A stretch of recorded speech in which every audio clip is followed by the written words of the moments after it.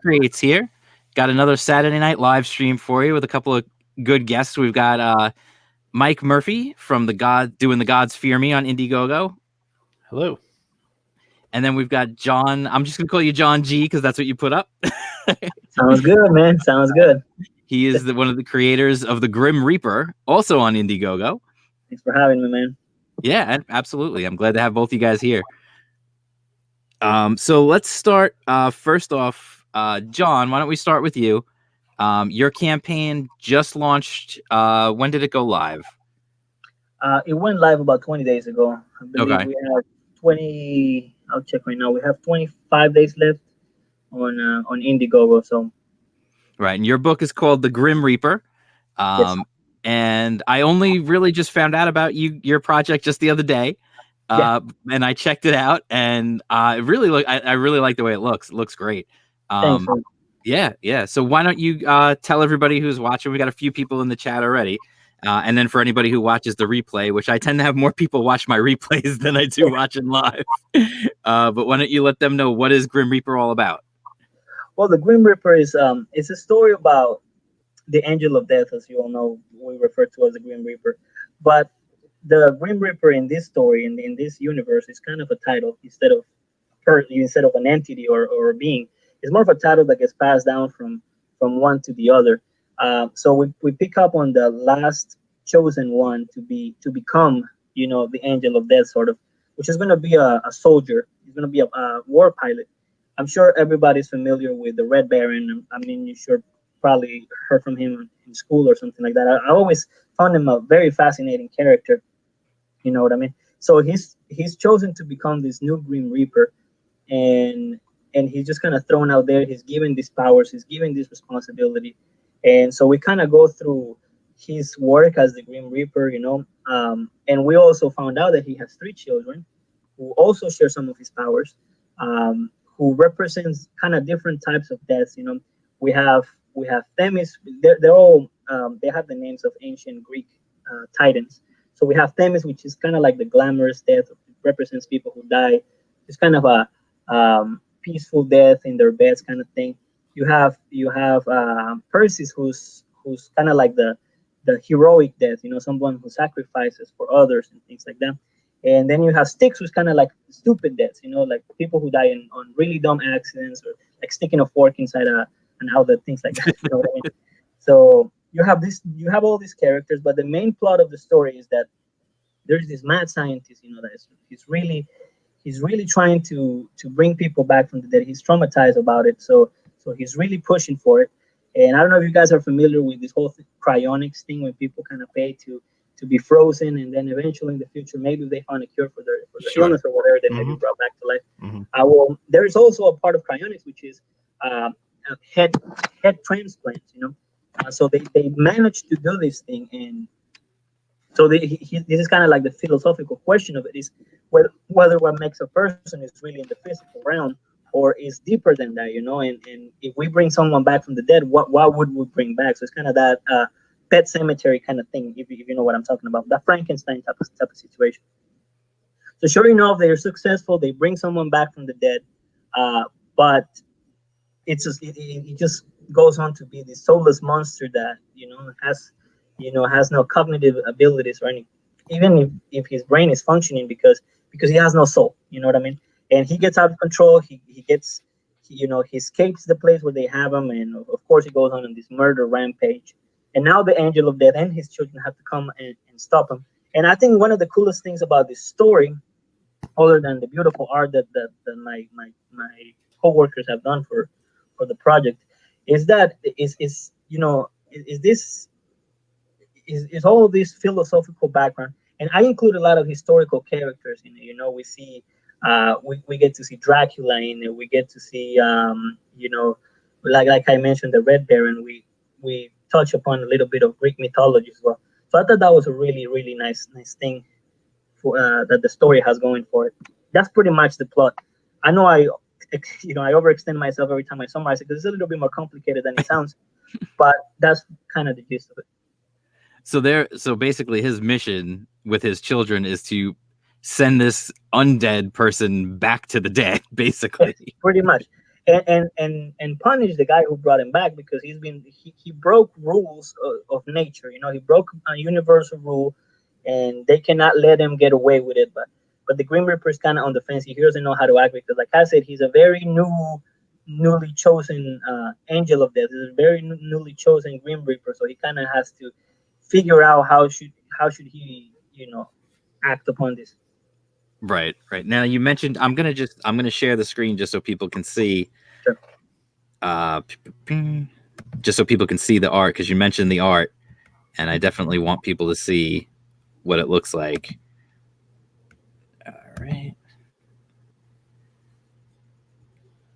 All right. There we go. Okay, perfect. All right. So here you go.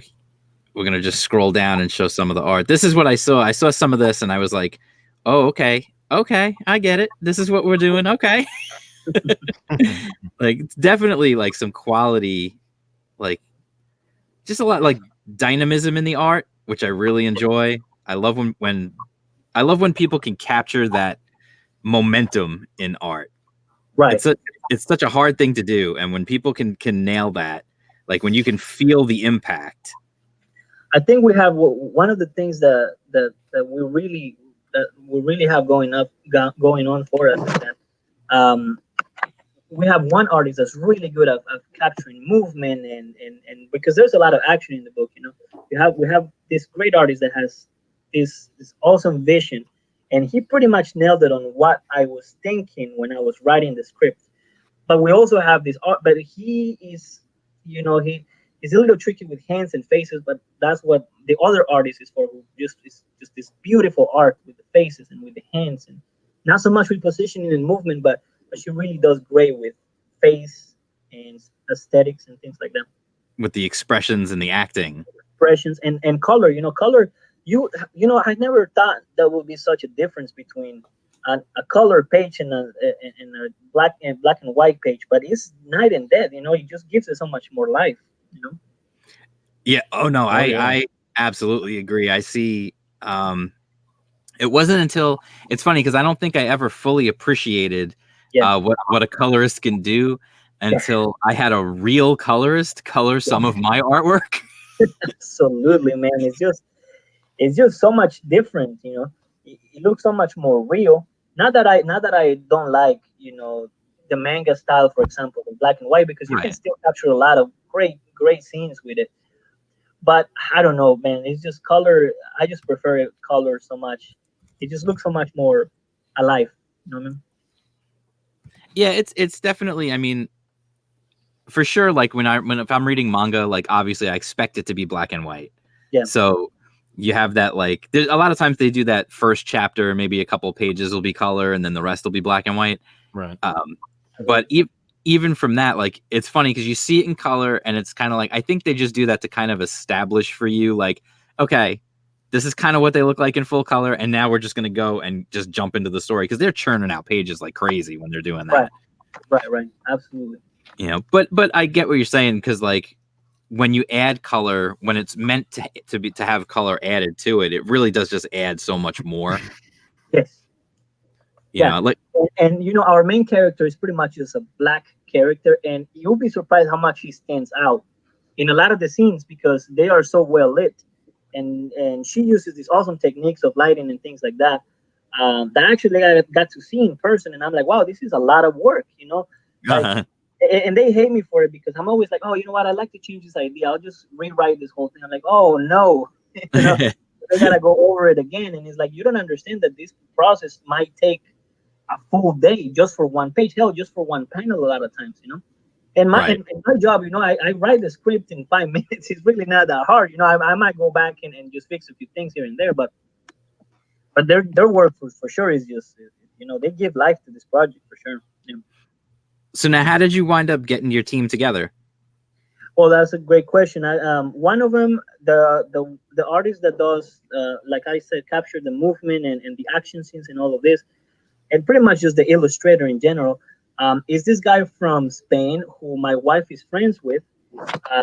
He, you know, he's worked on a lot of other projects. I can't remember right now on the top of my head. I apologize for that. But he's worked on this really successful projects. I believe he had a run with Marvel or something, right? Did he? Yeah, Marvel. And so he turned out to be just what I expected. Just an amazing person that can understand my thoughts. Because that's the big problem. And the colorism that I mentioned so much is actually my wife. Oh, She okay. yeah, she does all the coloring, she does all the pretty faces and all the aesthetics and the kind of like the the dresses of the characters and things like that. So it's kind of a family business, if you will. Wasn't that hard to come, and I'm blessed to have him, help me out with this project. Uh, because I struggled for so long to find just the right artist, just the right illustrator, and just they happened to be right there in front of me the whole time. That's really fun. It's kind of a Mitch and Betty Brightweiser situation there. Yeah. There you go. Now, how long have you had this story in your head? Like, how long have you been wanting to put this out and to actually make this book? I've been wanting to have this book written. I would say for about a year. For about a year, I hadn't gotten around writing it yet because I was working on other projects and I wasn't so much interested in writing comics yet because I'm more of a novelist, if you will. Okay. But a lot of great graphic novels and comics in general started calling my attention. I was like, oh, this looks like the idea I had, but I can see how you can put that on a drawing, and I can see how you can illustrate that. I would say that one great source of inspiration for me was the first volume of the Sandman from Neil Gaiman.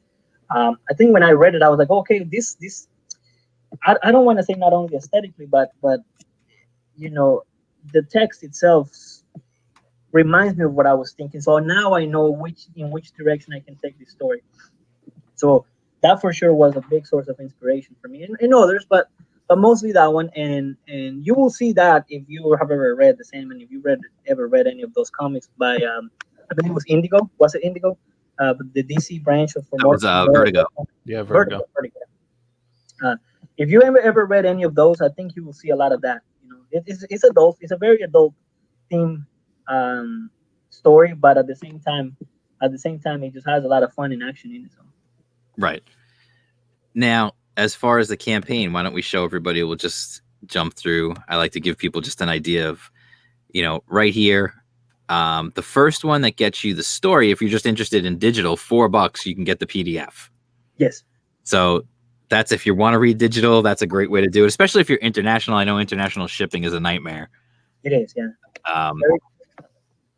And then just going down, and this definitely gets my attention right here. The book, $10. Yes. So $10, you're getting the whole book. Now, how long is the book going to be? Well, the book is the book is 30 pages, but we are including a thank you page that might go for 2 or maybe 3 pages. Maybe.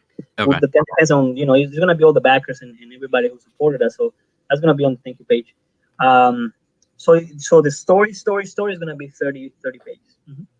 Yeah, so 30 pages of story for $10. That's not a bad deal. Mm.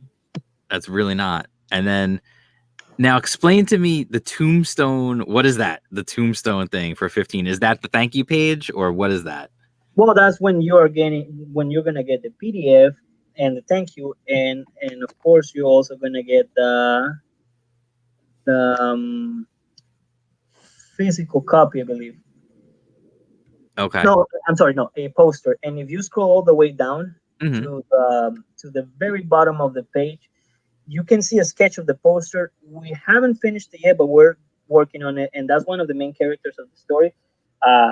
She's supposed to be holding a gun. We haven't drawn the gun yet, but okay, that's right here. Gonna look like more or less, yeah. So that's one of the posters that's gonna be included with the $15 one.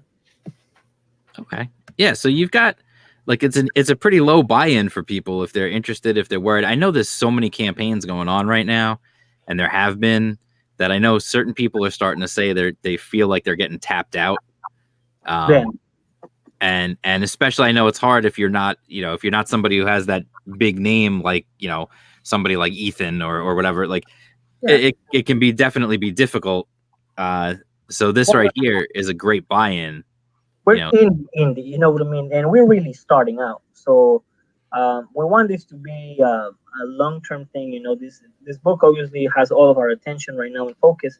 But there's some other projects lined up for us that you will be hearing from in the future. Right now, our main objective is to deliver on this to all of our supporters, of course, and we're having fun with it at the same time. You know, we're having a lot of fun with it. At least I am. You know what I mean? So I think it is affordable. It's a good deal, and the art is just gorgeous, man. If you are interested in the poster too, I'm telling you, the art is gorgeous. You should see what's gonna look like after the color and everything, because we are already halfway there with all the pages colored. All the pages are already illustrated, but with the coloring of the pages, we're halfway there. And I believe I posted an update. I might have not, but we just finished one yesterday, and I am in love with that page. I wish I knew how to share it right now, but I'll see. you should be able to share actually. Down on the bottom, there should be a thing that says screen share or something like that.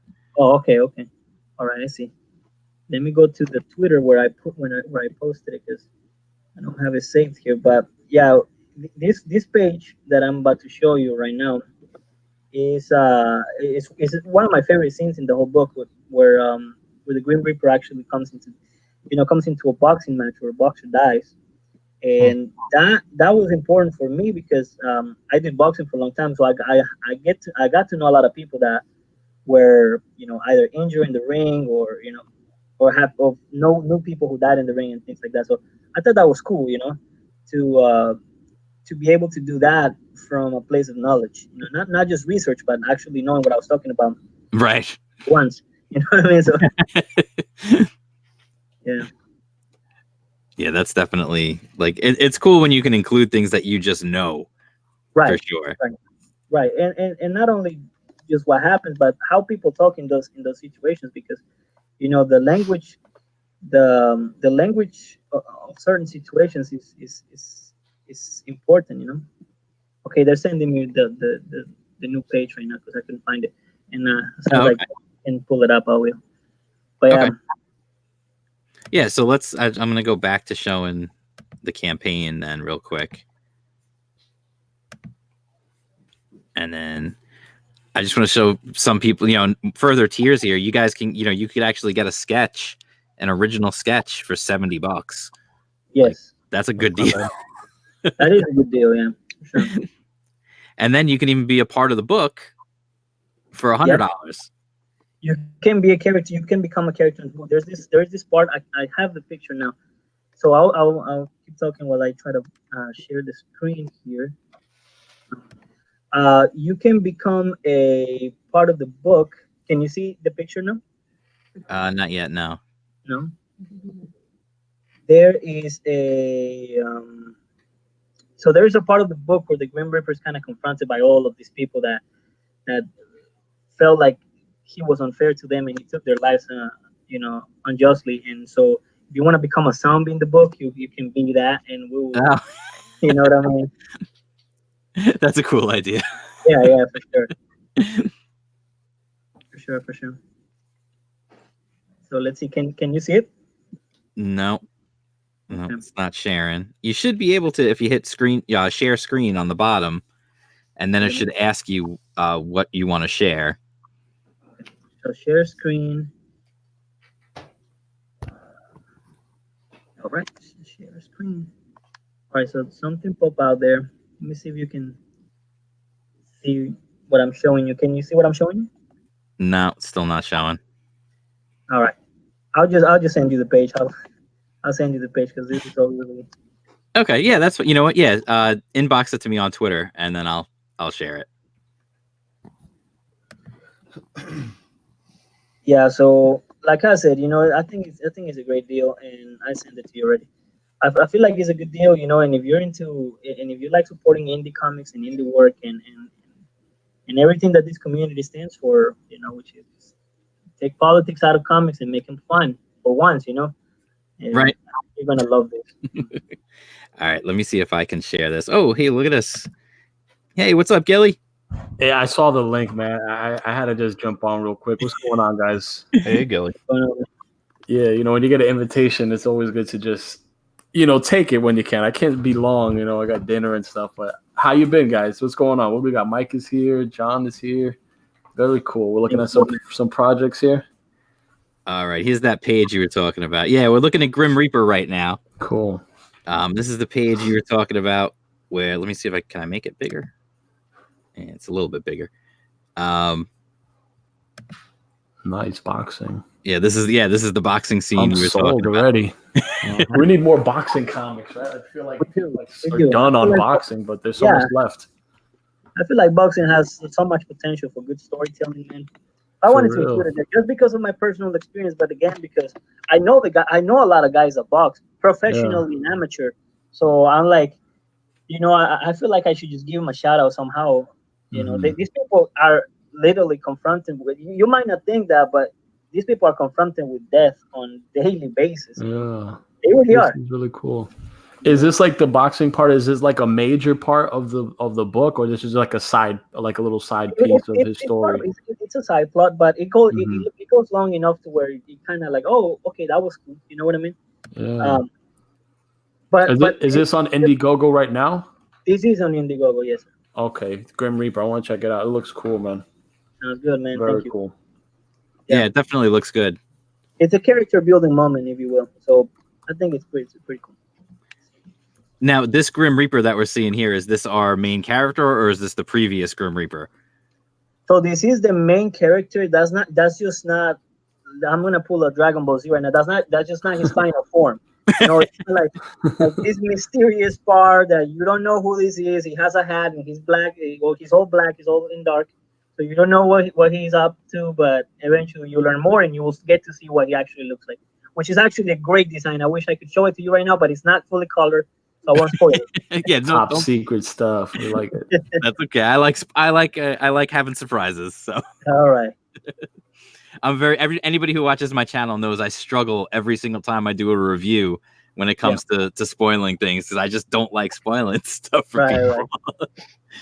Yeah, I hate spoilers, man. I just bought the Batman Teenage Mutant Ninja Turtle Blu-ray, and I made a post on a Teenage Mutant Ninja Turtle forum.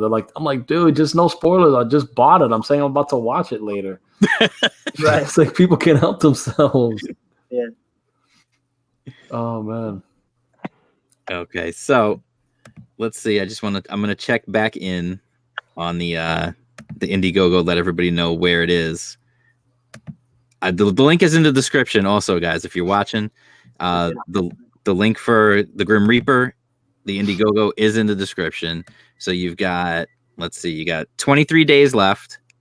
Yeah. You got your goal is 1,000, so I think you'll get there. No, it's a good goal regardless. I mean, if you back it, believe me, you're gonna get your book.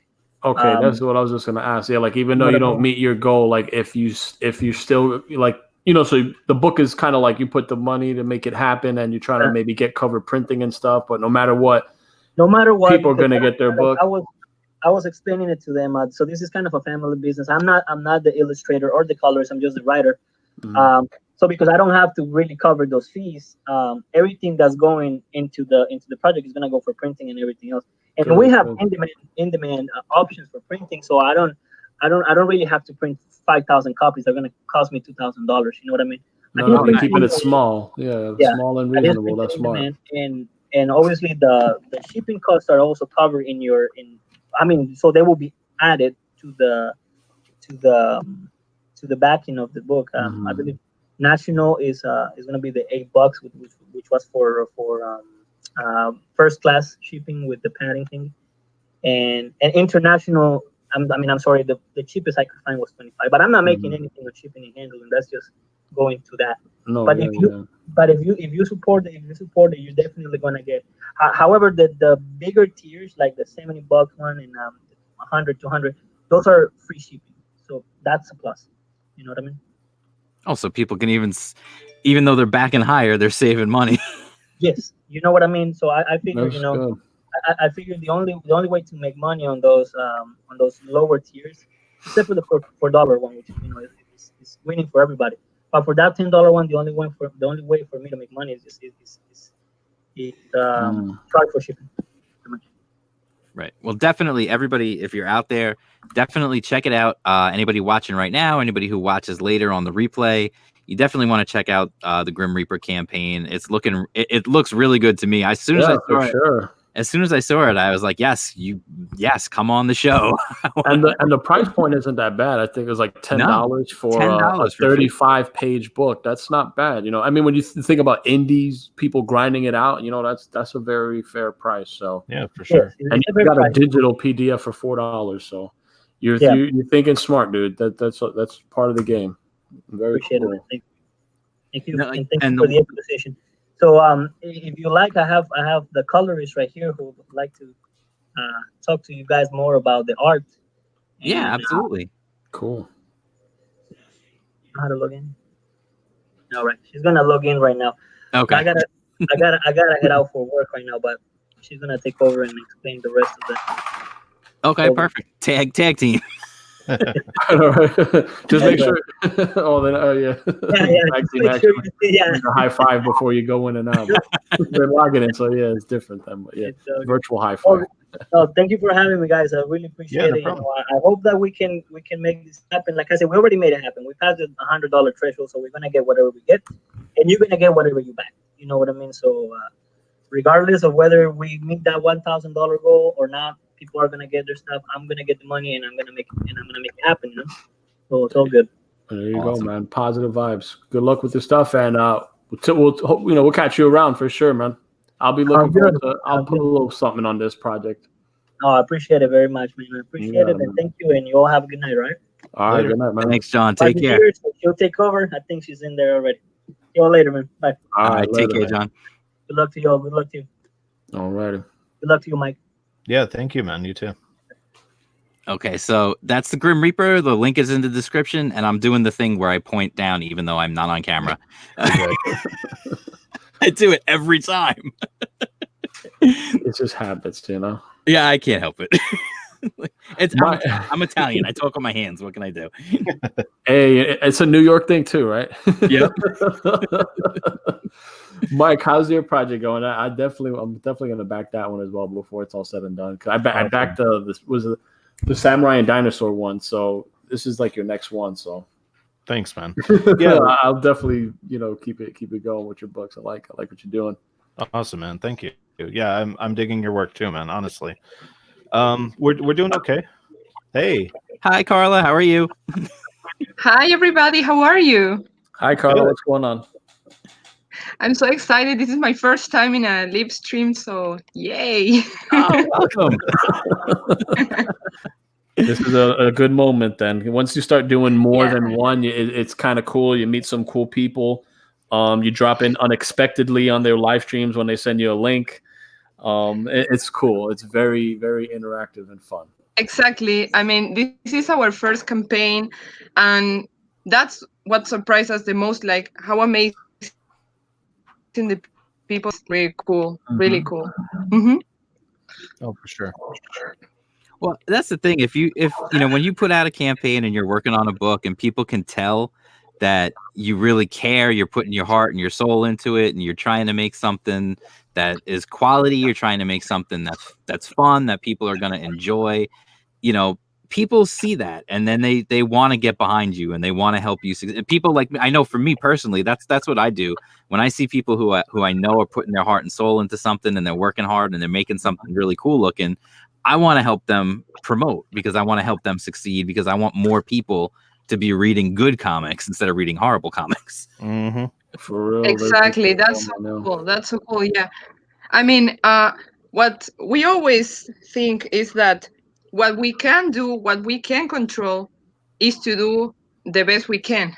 Then, if the campaign is successful or not, well, I mean, we can do only so much. So we are trying to do the best writing, the best art, the best coloring. Yeah.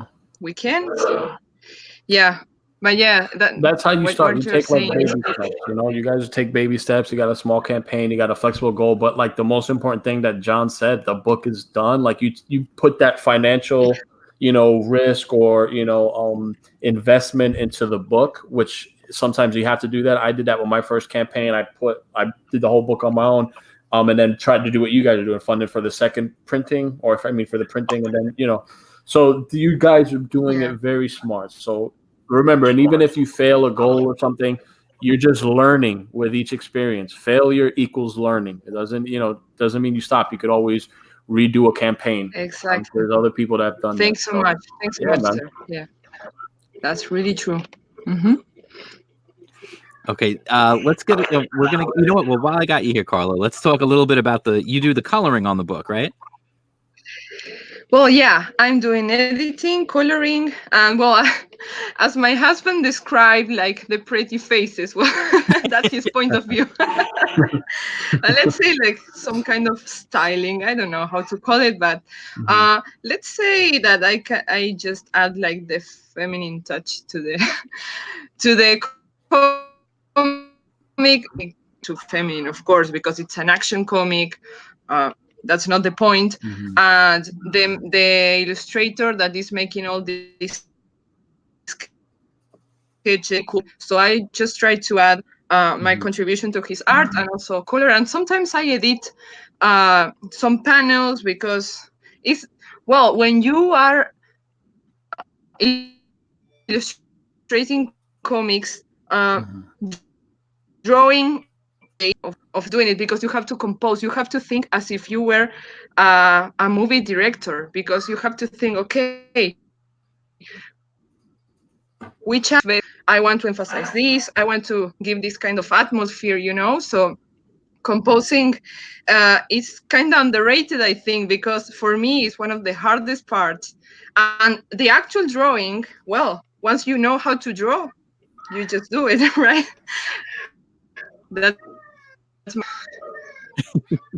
Now I have to ask, because you're a husband and wife team, so I have to ask: is there ever a time where your husband will look at some artwork and say, "Oh, maybe we should change this," or some of your coloring and say, "Maybe we should do this differently"? Like, you guys ever argue? More rude than that. Like, what's that? Change it. Yeah, definitely. But well, I'm used to it. Like, if you're a professional artist, you don't take that kind of stuff personally, because you live professionally, so yeah, no problems in the marriage. Well, I know if you're working for a client or something like that, you have to just take what they say and you have to do. But it's a little different if it's your husband. You can always smack him in the back of the head and say, like, well, I do, but I also correct the drawings. I mean, sometimes we even discuss, but I think that's really enriching for the comic, because there are like different points of view, because we also have the other illustrations interpretation. So it's 3 different points of view, and we are all trying to get to the best one. And we are all willing to, like, I don't know, like, sorry, my English is all over the place because I'm kind of nervous, but you're good. I mean, we are all trying to get the best results. So sometimes it's the illustrator, sometimes it's me, sometimes it's my husband. Like, it's like 3 styles together, and the best of each style. I don't know if you get what I mean.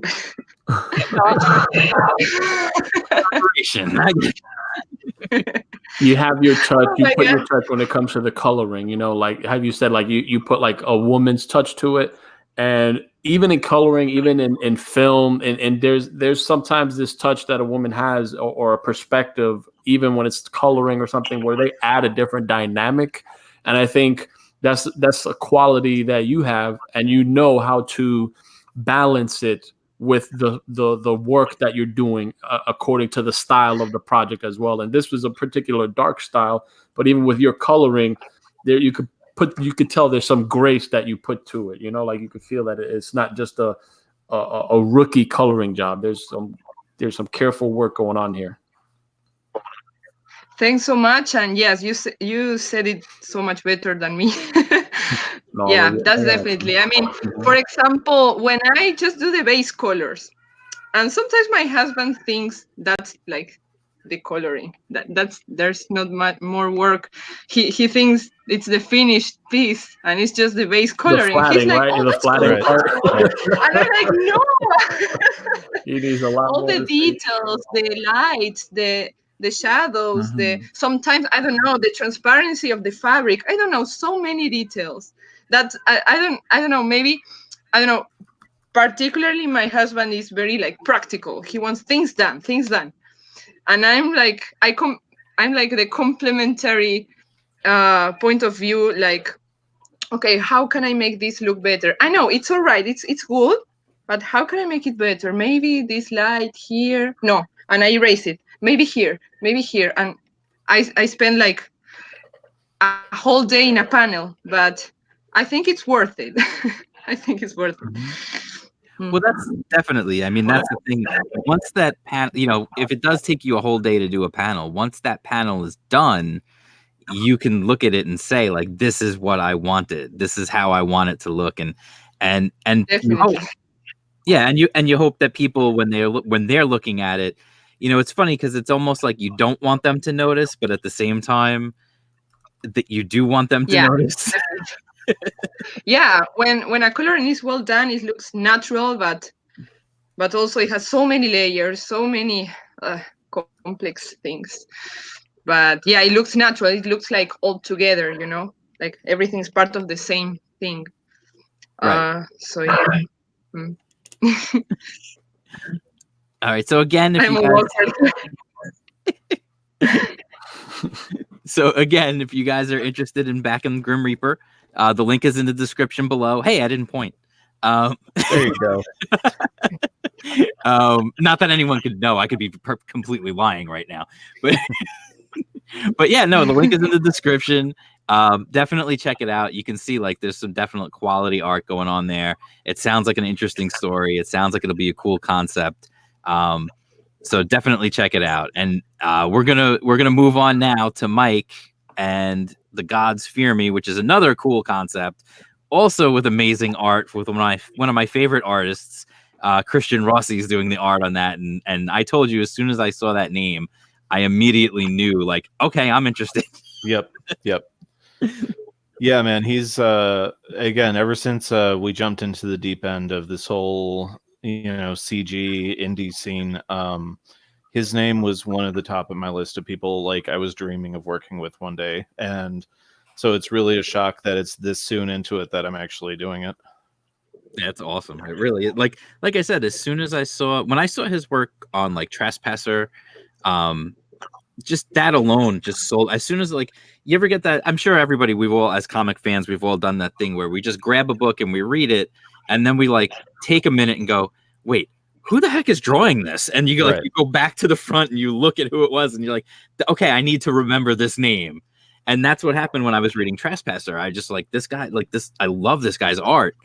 And then seeing other stuff, following him on Twitter and seeing other stuff that he's posted along the way, like, and now seeing the work that he's got going for The Gods Fear Me looks awesome. Thank you. Yeah, yeah, man. Like I was the same way. I read Trespasser and I was just blown away. Like not just the art, like everything about that book really stuck with me. And like one of my all-time favorite artists is Eduardo Risso, and the whole time I'm just like, did Eduardo draw this? And like I researched that Kristen studied under him, and I'm like, oh, okay, now it makes sense. Oh, well, that does make sense. Why don't you give anybody who doesn't know, give them a quick rundown of what is the plot, what's the deal, what is The Gods Fear Me? You got me. You got me. You got it. But you do got me. Okay, so 200 years after the fall of man, Kedzie, a lone one-armed android, travels the wastelands of Earth in search of the Puppet King, an ancient alien god who destroyed her arm the last time they squared off against each other. Her journey leads her to cross paths with Brian, a young boy somehow unaffected by the mass insanity brought about by the aliens. His identity, and more importantly, his immunity to these effects, may be the key to saving what's left of the human race. The Gods Fear Me is 32 pages for just $15. We're almost halfway funded, and we'd love to have everyone listening join us for the ride. Now I'm gonna share. I'm gonna show the campaign just so people can see, just because it's badass. I want people to see it. Thank you. Let's see. Hold on. I gotta stop that first.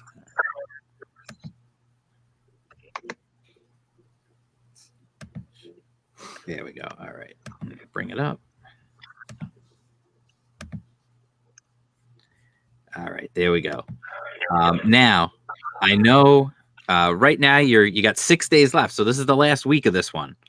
Yeah, last week we're going to be pushing really hard. So if you guys are watching, listening, whatever you're doing, just stop. Don't wait. Don't say, like a lot of times, people, I know I do it myself. Like I hear about a campaign sometimes and I'm like, oh yeah, I'm going to back that. I'm going to back that. I'm going to back that. And then all of a sudden you get like a notification from Indiegogo. Oh, this campaign you're following has 2 days left. Right. Like, oh crap. Let me, so definitely don't wait. You got 6 days left to get in on this thing. Yeah. I've talked to a bunch of people who are like, I'll wait till the last minute. And I'm like, why are you doing that to me?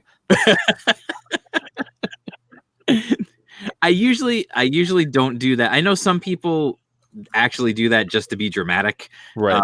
I don't know. I don't really understand why, but they do. I mean, I get the mentality of like there's a segment of the fan base that likes the idea of seeing that groundswell of funding come through like on the last day or whatever. But when it comes to like smaller projects, it's like, no, like we need it ASAP. Right.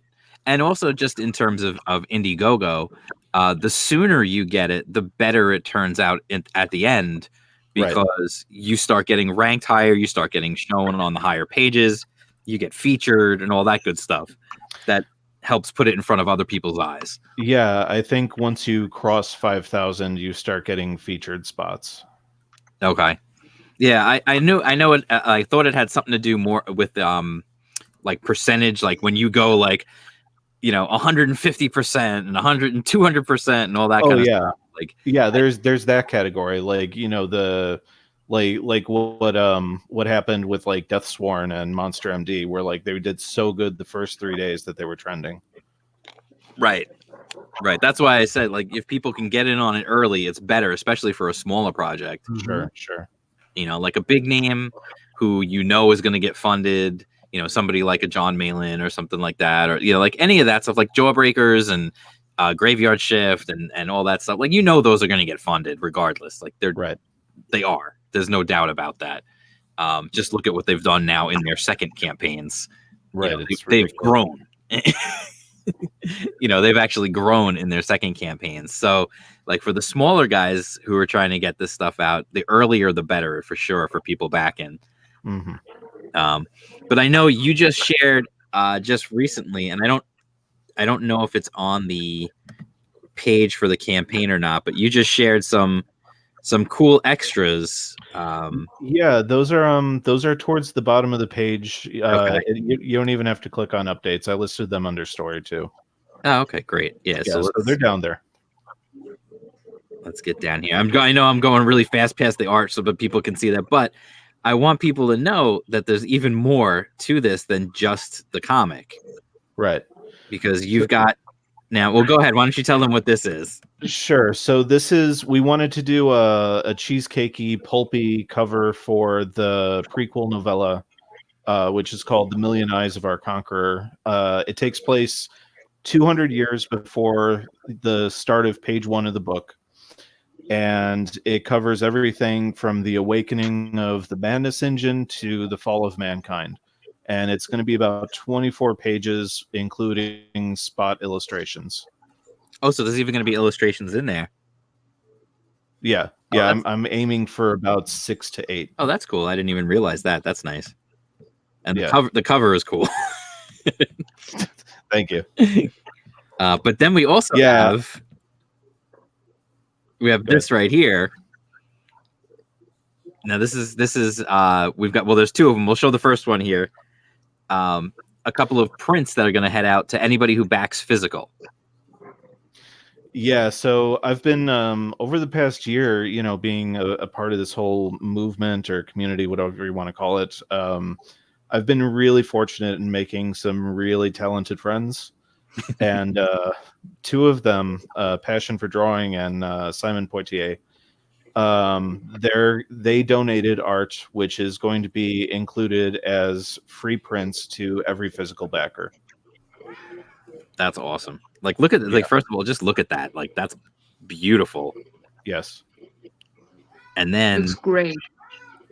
And then this one is just this to me is like, I don't know, I can't even put into words. Like, it's so beautiful, this art. Yeah, I know. So, Simon's incredible. Like, I've known him for about 5 months now, and to see his progress as an artist in just that short amount of time has been incredible. Well, it's funny that you mentioned that, because I remember what was it? Blood Hunt was his first, right? Yeah.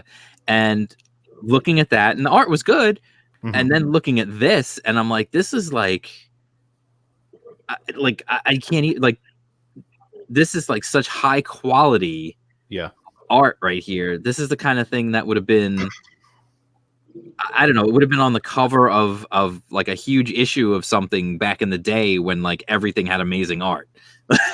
Yeah, like I've seen I've seen some of the later stuff for Blood Hunt, and it looks really great. And I've seen some of the stuff that he's got cooking up for CG Jumpstart, and I'm telling you, this dude is going to blow up, and he's going to be the next like in-demand artist in the scene. Yeah, well, I mean, just by looking at this, and you could just tell, like, the dude's got it. Like, yeah, he's hitting his stride now. Yeah, like, without a doubt. And now this print, is it's going to be color, black and white? This print, do you know? If he colors it, I'll do it in color. If he leaves it in black and white, and there's a demand for it to be in color, and like he doesn't have the time for it, I might do a quick color job on it. Oh, okay. I was just curious if you know. Yeah. But yeah, like, look at that. Like, that's just beautiful. Like, yeah, I think he's planning on finishing it up tonight, so I'll probably have an answer for you about whether or not it's going to be in black and white or color. That's cool. Now, these are both going to be prints, physical prints, and they're going to be included for anybody who backs the book physically. Yes. Yeah, not just for the swag tier backers. Like, I had a few people ask about that, and no, like, if you've already backed, and it doesn't matter if you just get the base book or if you get the higher tiers, like, everyone gets both of those prints. Right. So anybody here, like, just on the buy-in, on the $15 buy-in, for the physical book, you're going to get both of those prints. Like, that's a great deal. Yeah, totally. And then for $25, you get the novella, the physical book, and now you're also going to get those prints as well. Yeah, there you go. So this is what I like to see, like the campaigns that aren't the big names that we all know. You know, I like when they don't, when they come in and they try to give you a little bit extra and they try to give you a little bit more. And I know you've been through a few campaigns, so you know what you're doing at this point in terms of campaigns and putting them together. Yeah, like, at this point, like, I think just about all of the campaigns that we do from here on out will have a feature for the main book plus a short prequel story. That's cool. It seems to complement it in a way I can't describe. Well, it's definitely cool because it's a unique thing that nobody else is really doing, which sets you apart. But it also kind of just helps to build on the world, right? Which is nice. Right. That's exactly what we did with the cabin for Samurai and Dinosaurs, which I've got like 4 pages left to ink, and yeah, like, like, the idea popped into my head, and ever since then, like, every campaign, it's like, okay, well, it just seems like a good option for people who are really into lore and people who want to give a little bit more than just the base amount, but can't go into like the higher price stuff. Right. Well, it's funny because it kind of, in a way, like, one of the things I really enjoy with, I don't know if you read Blood Realm from Alterna. I want that trade so bad. I don't know when that's going out, man. I think the Giant comes out. I want to say November or December. I don't remember which. I can't, off the top of my head, I don't remember. But yeah, no, it's so good. But one of the things that he includes in there, in a lot of the issues at the back end of the issue, especially in the first series, he's got like a map of the world. Oh, nice. Which I'm a sucker for. Like, if you give me a map, like, I'm just gonna sit there and stare at it, and like I am. That's always been me. That's just the thing for me. Are you a big cloth map fan with the old computer games? I do anything extra like that for sure. Like, like cool. Absolutely. You know, I know even silly stuff. Like, I remember like years ago. I mean, this is a long time ago. On my Commodore 64, I had Maniac Mansion. Yes, and it came with this fold-out like poster that was essentially just it was made to look like a bulletin board with all this stuff stuck on it. And I opened that thing up and I would stare at it and I would look at it. Nice.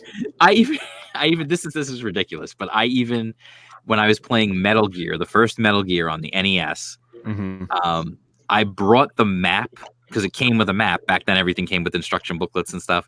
It came with a map. I used to bring the map with me to school, and I would open up the map and like plan where I was going to go next. That's awesome. Yeah, man, and like that experience. I mean, not to derail this, but like that experience just doesn't exist in gaming today. No, it doesn't. And it's funny because I thought at one point when I started my channel, I was kind of like bouncing around doing, I was mostly still doing comics. That was always my focus, but I would dip into other things here and there.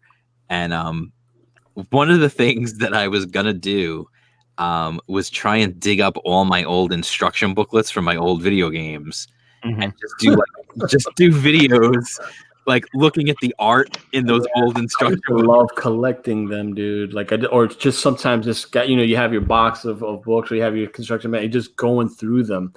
Because sometimes they have the bios of the certain character, whatever, and they had like a little background story, and they were you should do that because I don't think anyone's doing that. I'll you gotta go once we're off air. I'll tell you about an idea that Slyn and I are cooking up that might be like right up your alley. Oh, okay. There you go. That's it. Anyway, guys, I'm gonna have to step off to eat some din din. But Mike, keep doing your thing. It was like what I'm saying. Carla, your colors are very good. Stay at it. We'll looking to see more of your stuff. So much. And Jam, you just drop it in whenever it's hot. If I can get on, I'll get on. Yeah, absolutely. Anytime. You're welcome, Gilly. All right, take care, guys. Later. All right, later. Thank you so much for having us, guys. Thank you so much. Oh, of course. You can stay. We're not done yet. You can stick around. All right. I thought it was over. No, Gilly just had to go. I mean, I'm not gonna stay on too long because I was telling off air. I was telling John earlier. But I was kind of worried because when I finished talking about the art, I didn't actually thank you for having us. So I felt bad. Sorry, I had to do it. I wanted to do it. No, of course. You guys are welcome. Thank you for coming on. I'm happy you guys came on. But yeah, I'm definitely not going to go like a super long stream tonight, only because I had earlier today we did a fundraiser. Our family was doing a fundraiser. We did a lemonade stand to raise money for pancreatic cancer research. Oh, wow. Because we lost someone in our family earlier this year to that. And so she had 2 small children, and this would have been her birthday weekend. So we figured, let's do something fun and positive for the kids so they don't spend the whole weekend, sad. Sure. So we decided to do something positive. So we did we did a lemonade stand. The kids were out there screaming at every car that went by, and that's great, man. And we actually raised quite a bit of money, which was great. So it'll be a nice donation to the Lustgarten Foundation, which does pancreatic cancer research. And what's nice about them, every dollar that gets donated to them goes to research. They literally do not take anything for administrative fees or anything like that. Oh wow. Yeah, it's really cool. Yeah. So I'm a little tired. I'm a little worn out from that, but yeah, we'll keep going for now. I'm not done yet. Sure. So I try to ask. Sometimes I try to get into things with people just in the weeds a little bit. So, Mike, when you're writing, what style do you write? Do you write full script? Do you write Marvel style? Like, how do you do? Full script. Like, I start with an outline, and I just straight up take a sheet of paper, or I open a notepad file and just number 1 through however many pages the book's going to be. Mm-hmm. And like I do 1 sentence breakdowns of what happens on each page, and I kind of just sit there and force myself to tell myself the story. And once I have it blocked out like that, I start making tweaks and edits to that outline. And then I'll move on and break that down to a full script. Okay. So how long does that process take you? I mean, like when it's for work, the answer is however soon someone needs it. Right. But like if it's something like this where, like for this entire month, I'm just advertising and, like I can take my time with it. It can go 2-3 weeks, sometimes longer if it's something like a graphic novel. Okay. So like I know you did, like you've done you did Samurai and Dinosaurs. Yes. And now you've got The Gods Fear Me. So you're definitely not pigeonholing yourself into any one particular genre or anything in terms of like science fiction or fantasy or whatever. So like, do you have a preference of where you like to, or is it just kind of whatever hits you? No, I'm. This is one of my favorite quotes from Guillermo del Toro. He's like, "I'm a glutton for entertainment." Like, I like everything. I like noir. I like superhero fiction. I like fantasy, sci-fi. Just it's at the end of the day, it's all just storytelling to me. So I kind of just take it all in. Like in terms of film, I like everything from David Mamet to David Lynch. Like I just my interests are all over the place.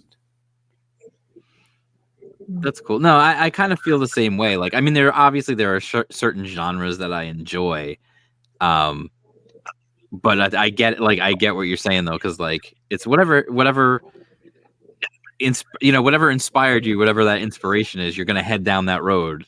Right. Like I'm definitely in terms of my career, I'm definitely trying to have it structured. Like it's not just I'm not like just bouncing around from project to project with no thought put into it. Right. I'm kind of taking the Tarantino approach of like I've got 10 projects in my head that I know that I want to do. And if I feel by the time I get to the end of those 10 projects that I'm done, then I'll stop. But I don't see that happening. Like what I see realistically happening is by the time I get to the end of those 10, I'll probably just take some time off and figure out another 10. Right. Yeah. Now, go ahead. It's really interesting how there are so many different approaches to writing, right? To create. Oh yeah. It was very fun because in the beginning, when you were telling how you started writing, it was the opposite of what my husband does. But the Tarantino approach, he does the same, and that's really cool. That's really cool. It seems to work. It does. It keeps you grounded and focused. Yeah. Like there's, especially when you look at the careers of people working in mainstream comics, a lot of times they just kind of, and I understand sometimes it's necessity, they just kind of take whatever they can get.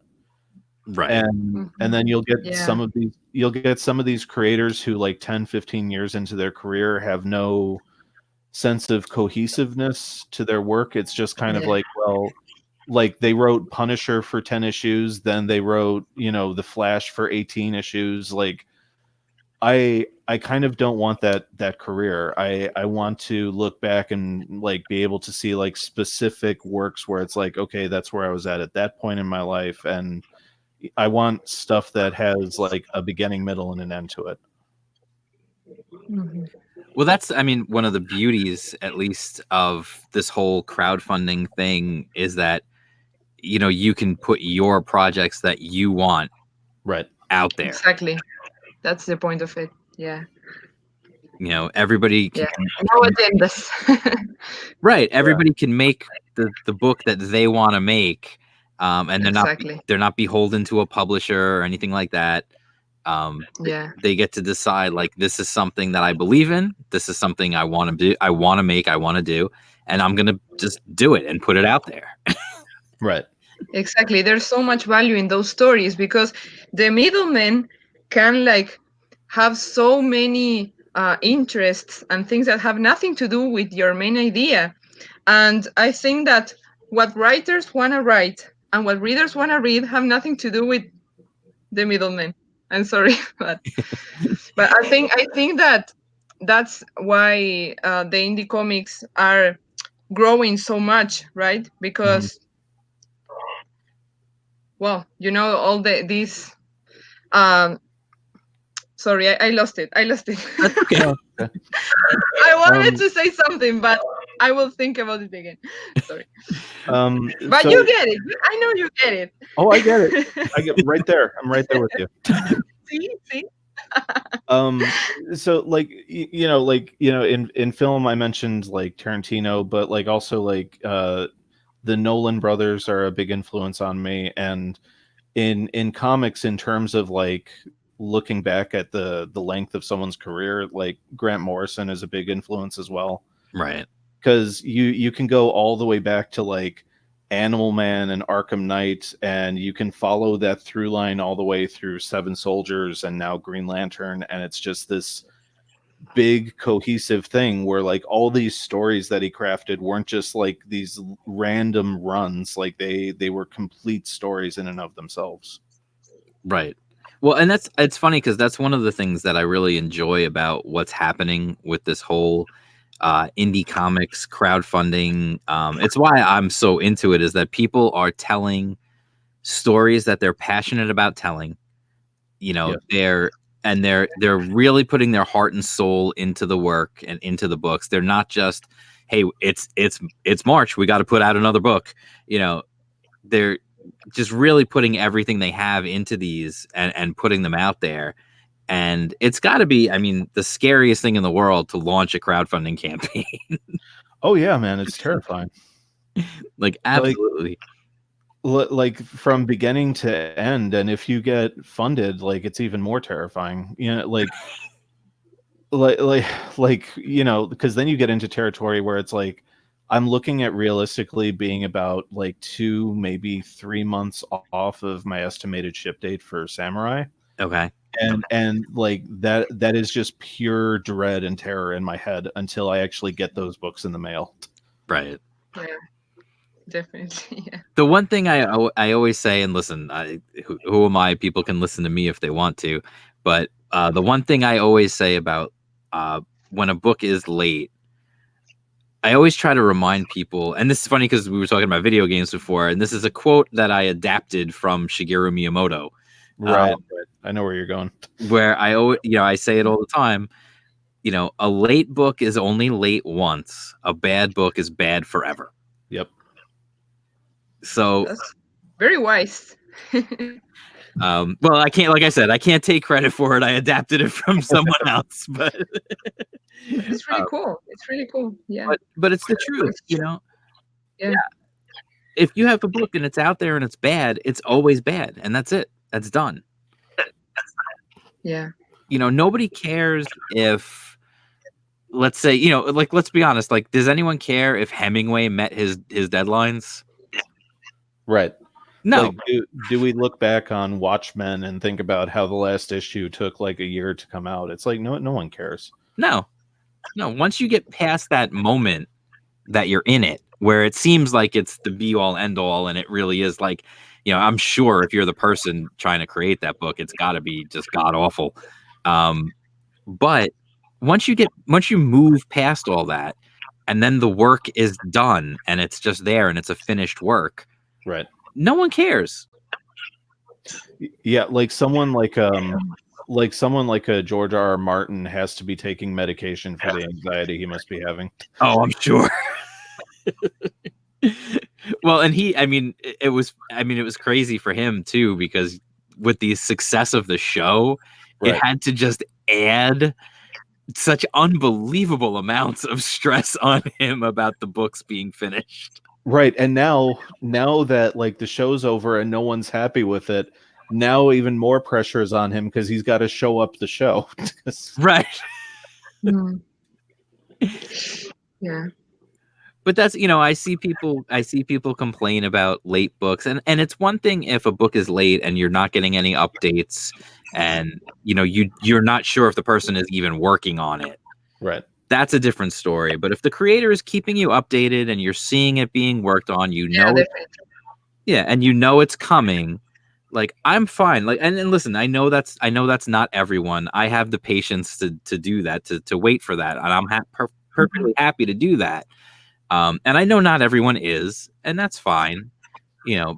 But at the same time, I would rather wait and have it be the best it could possibly be than have the creator have it be amazing for let's say it's like a 48-page book, and the first 35 pages are incredible, and then the last bunch just look like they just rushed them out because they had to get it out the door. I don't want that. Yeah. Right. Yeah, like, I mean, the two things I can say about it is, what your boy Zach says, where like no one even starts thinking about the book until it's 6 months late. Right.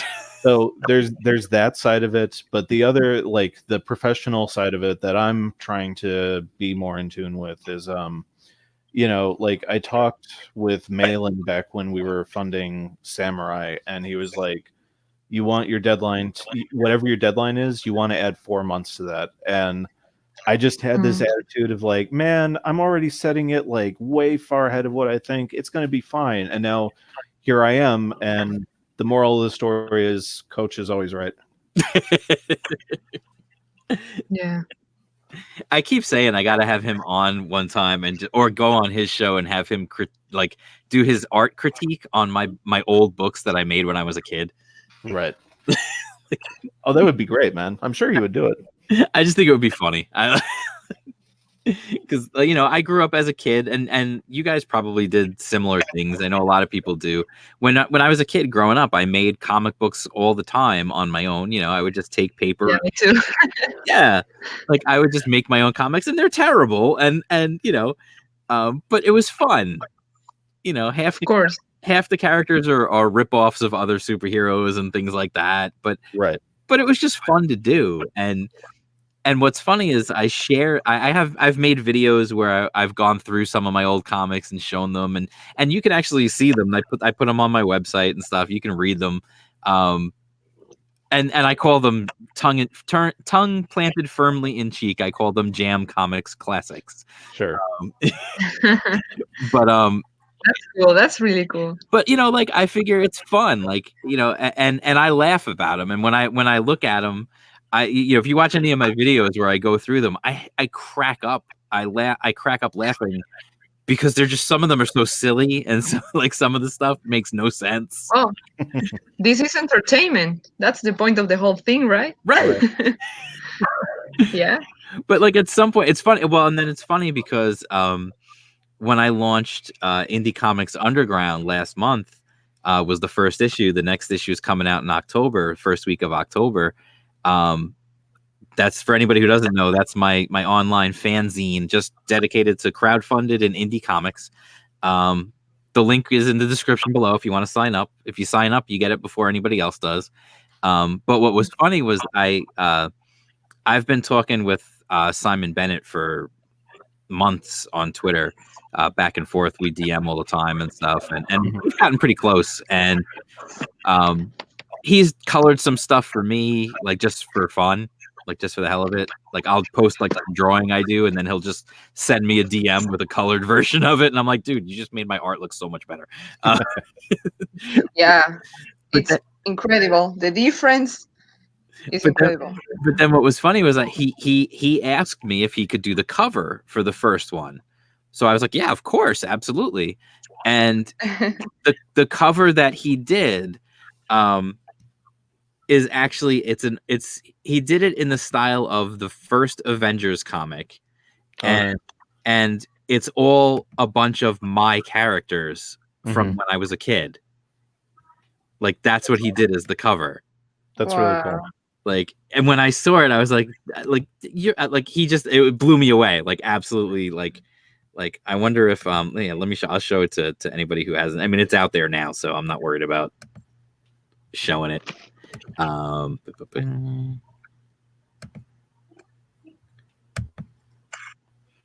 Yeah, this is the cover he made.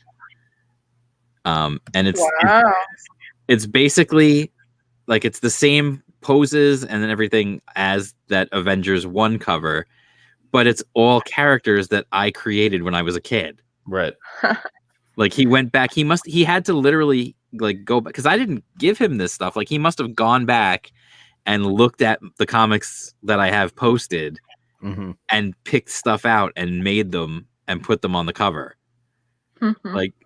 Like, so first off, that just shows like what a thoughtful and like amazing human being he is. Right. Yeah. But then also how talented he is to make like my awful characters that I created as a kid look great. It's really special. Yeah. Like, so yeah, I'm absolutely gonna treasure this forever. And yeah, like I may spend some money to actually get this like printed out and so I can hang it up. Yeah. Just because it was such a cool deal. You should. Yeah, it looks great, man. But yeah, he absolutely like blew me away. Like here, I'll show you. Like this is my website for anybody who's never been there. But you can see like these are my Jam Comics classics. Like, okay, this is the art we're talking about that he looked at. How old were you? Oh God, probably 11, 12, something like that. Yeah, I did manga when I was 11, and you don't want to see that. That's kind of why I share it, though, is because it's so bad that like I kind of just want people to understand, like, you can do this, it's fine, like, don't be worried about, because I had this, I had the same thing that so many artists. This was my Batman ripoff, Night Stalker. But I mean, it's really special because I don't know, when you're a creator, you identify so much with this because you did the same. And for example, when I remember why I started doing comics, what my dreams were at 11 years old, that helps the creator connect with the real reason why you want to do comics, because then you grow up and you start seeing like the business, the money. But sometimes I think that creators can forget that the reason why they started doing it, the pure love of art, of this particular art that is comics. Right. It's funny because I know for myself, like I used to draw every day. I used to make my own comics. I was always drawing. I didn't go anywhere without pencils and paper and just, and right. And I was making comics constantly. And I have way more than what's shared on there. I still have a whole bunch I haven't shared yet. But what's funny is I used to draw all the time and I used to draw all the time. And then I kind of, I always had that, and I know a lot of artists have this thing where they just think all their art's terrible. Like, it's that hurdle. I know it affects a lot of people, and I was drawing all the time, and then I stopped, and then I probably stopped drawing for about 20 years. And something similar happened to me. And then, life gets in the way. You start working, you get married, you have kids, the whole 9 yards. And it wasn't until my daughter was going to school and she had to bring a snack bag with her to school. And it had to be, the rule was that it had to be in a brown paper bag. And so I just decided, oh, what the heck? I'll just draw, it'll be fun for her. I'll draw a picture on the bag. And then I just started drawing again. By doing that, I just started drawing pictures on the snack bags for my daughter. And then I was enjoying it. And I was like, this is fun. Like, I miss drawing. Yeah. And so then I got back into it and I started taking it a little more seriously and started drawing again. And it's funny because now in the last, I guess year and a half or so that I've actually started drawing seriously again.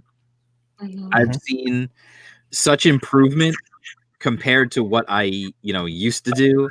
Because I'm older now and I have the patience to actually do things the right way and not just try to skip to the end. Yeah. Awesome. But that's and in fact, if you don't mind, I'm just going to show you real quick my some of the snack bags because I have those. Sure. It's a really cool story. But yeah, these are just I drew. She was big into Star Wars at the time, so I had R2 and BB-8 and Nice Yoda. That's she must be the happiest girl. She always would request. So here I'm gonna dox myself a little bit. She would always request on the first day of school. She always wanted one of us. Oh. So this is my daughter and I from back Space Shuttle, so sweet. Snoopy. Darth Vader, just all the different stuff. This one, I was always very proud of this one. It was a double. I drew on both sides of the bag. Oh, nice. So the one side had this, and then this was on the other side. You started getting creative with that. Yeah, yeah. So I told her, I'm like, start show your friends the one side, and then when they turn their back, turn it around. Exactly. That's cool. But she's a big Stitch fan, so I did Stitch, and I did a bunch of other ones too. But it's definitely I had fun doing it, and then it got me back into just trying to do some more serious stuff. So then I did some contest entries and things this was actually I revisited some of my old characters. This was 2 of my old characters, and I did just did a pencil, and then I colored it. Nice. Oh, that's cool. And then this was my Shinobi Sasquatch contest entry. Nice. Wow. I figured, I do a little homage to the McFarlane Hulk with Wolverine on the cover. Yeah. So yeah, that was that. I can see a lot of growing in your drawing. Yeah. Thank you. Yeah, and then this was my hero. I did a contest entry for their fan art contest. Oh, cool. I'm working That's really cool. Thank you. When you just start drawing to get into contests, to get out there, and that's really motivating because at first when you just start and you are sometimes I'm talking about my experience. Sometimes I kind of lost my motivation because I'm just starting, this is not that good, and then why I bother? Right. But getting into stuff, I also join a lot of Instagram contests that nobody cares about, but it motivated me, so it worked. So it's cool. And I always tell people I enjoy when they have the fan art contests on their campaigns for a couple of reasons. One, because it's just fun. 2, you get to see a lot of really cool art. And 3, I always feel like it's just extra promotion because anyone who's tweeting out or sharing out their fan art for the comic is helping to spread the word. It's exposure, of course. Yeah. And I've seen some people post fan art, and then maybe like like they'll do fan art for one contest or whatever, and then a couple of months later, next thing you know, they're doing a pinup for somebody's campaign, or they're doing something else. So I've definitely seen. You just have to get out there. Yeah, so what you can do. Mm-hmm. But that's like I said, for me, I just absolutely it's just fun for me, and that's why I really enjoy helping to promote books and helping to get the word out there, and that's why it's funny because I see people who work in the comic industry in the mainstream who seem to not even like comics. And, and it amazes me because then you've got people like myself and like a lot of the other people in this. We all, a lot of us, people who are making books and people who are promoting books, we've all got full-time jobs. We've got families, we've got other responsibilities, and yet we're taking time out to do something that we love. That's how much we love it. Right. Yeah. I tried to say something similar to that a while ago, but I just gave up on the idea. But yeah, couldn't agree more. Yeah, and that's why I spend time. That's why I make my videos. That's why I do these live streams, and that's why I started the fanzine, because I figured it's just another way to hopefully help get the word out for some of these books. And obviously, I can't promote everyone. But I try, and I ask anybody if you've got a campaign, if you're trying to get a book out there, reach out to me, because I'm going to do what I can to help you. I absolutely want to help as many people as I can, because I feel like the people who genuinely love comics and who are doing this out of the love for it and trying to get good stories and tell good stories and have good comics out there, they need whatever help they can get. And I feel like, if I can help them in any way, then that's just something I need to do. Yeah. Yeah, that's so cool. So cool that there's people like you that want, that understands, like, this is not that easy to do. I mean, as we were talking about this earlier, you can do the best comic, the best illustrations, the best story, but if you don't expose it to the people, then it's going to be unnoticed for eternity. Yeah, well, it's hard. Yeah, I mean, there's a reason that a company like Coca-Cola or whoever spends like $1 billion in advertising every year. Exactly. Like it's one of the biggest parts of creating something.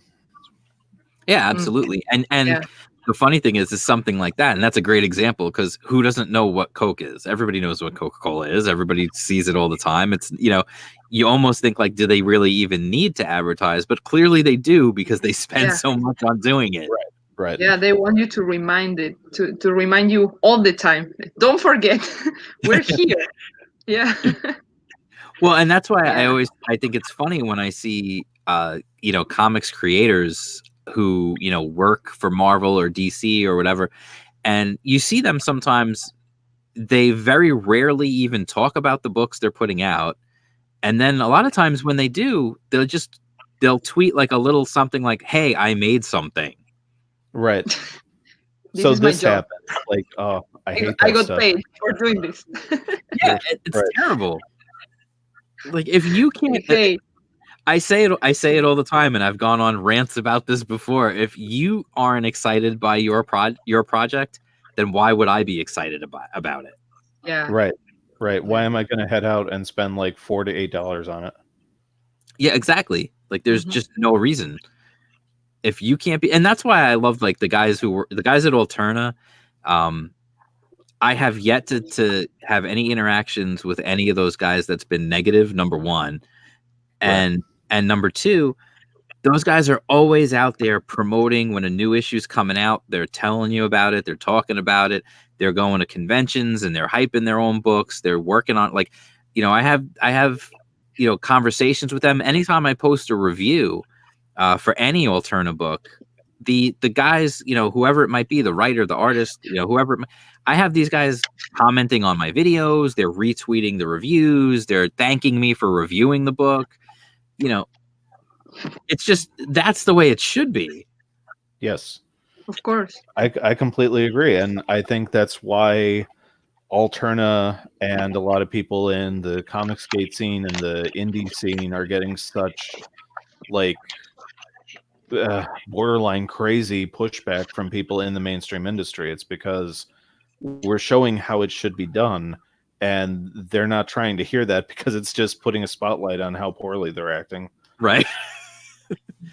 Well, there was that whole thing. What was it? Maybe about a month ago or so, where now I can't remember off the top of my head who it was who said it. But it was someone in the mainstream who said, like, maybe we should be working harder promoting our books. Right. And suddenly he got dogpiled by all these other people in the industry. Right. Like, and he had to backpedal, and it's like, no, don't backpedal. You're not wrong, man. Yeah, it was absolutely like literally people were arguing with him about the idea of promoting their own work.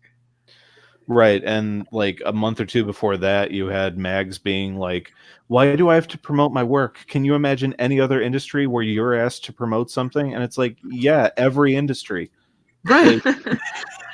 Like that's why actors go on press junkets when they make a movie. Like, yeah, exactly. Like an actor, you see there's that famous scene of Ben Stiller. That's like a meme of Ben Stiller just with that 1,000-yard stare on his face. Right.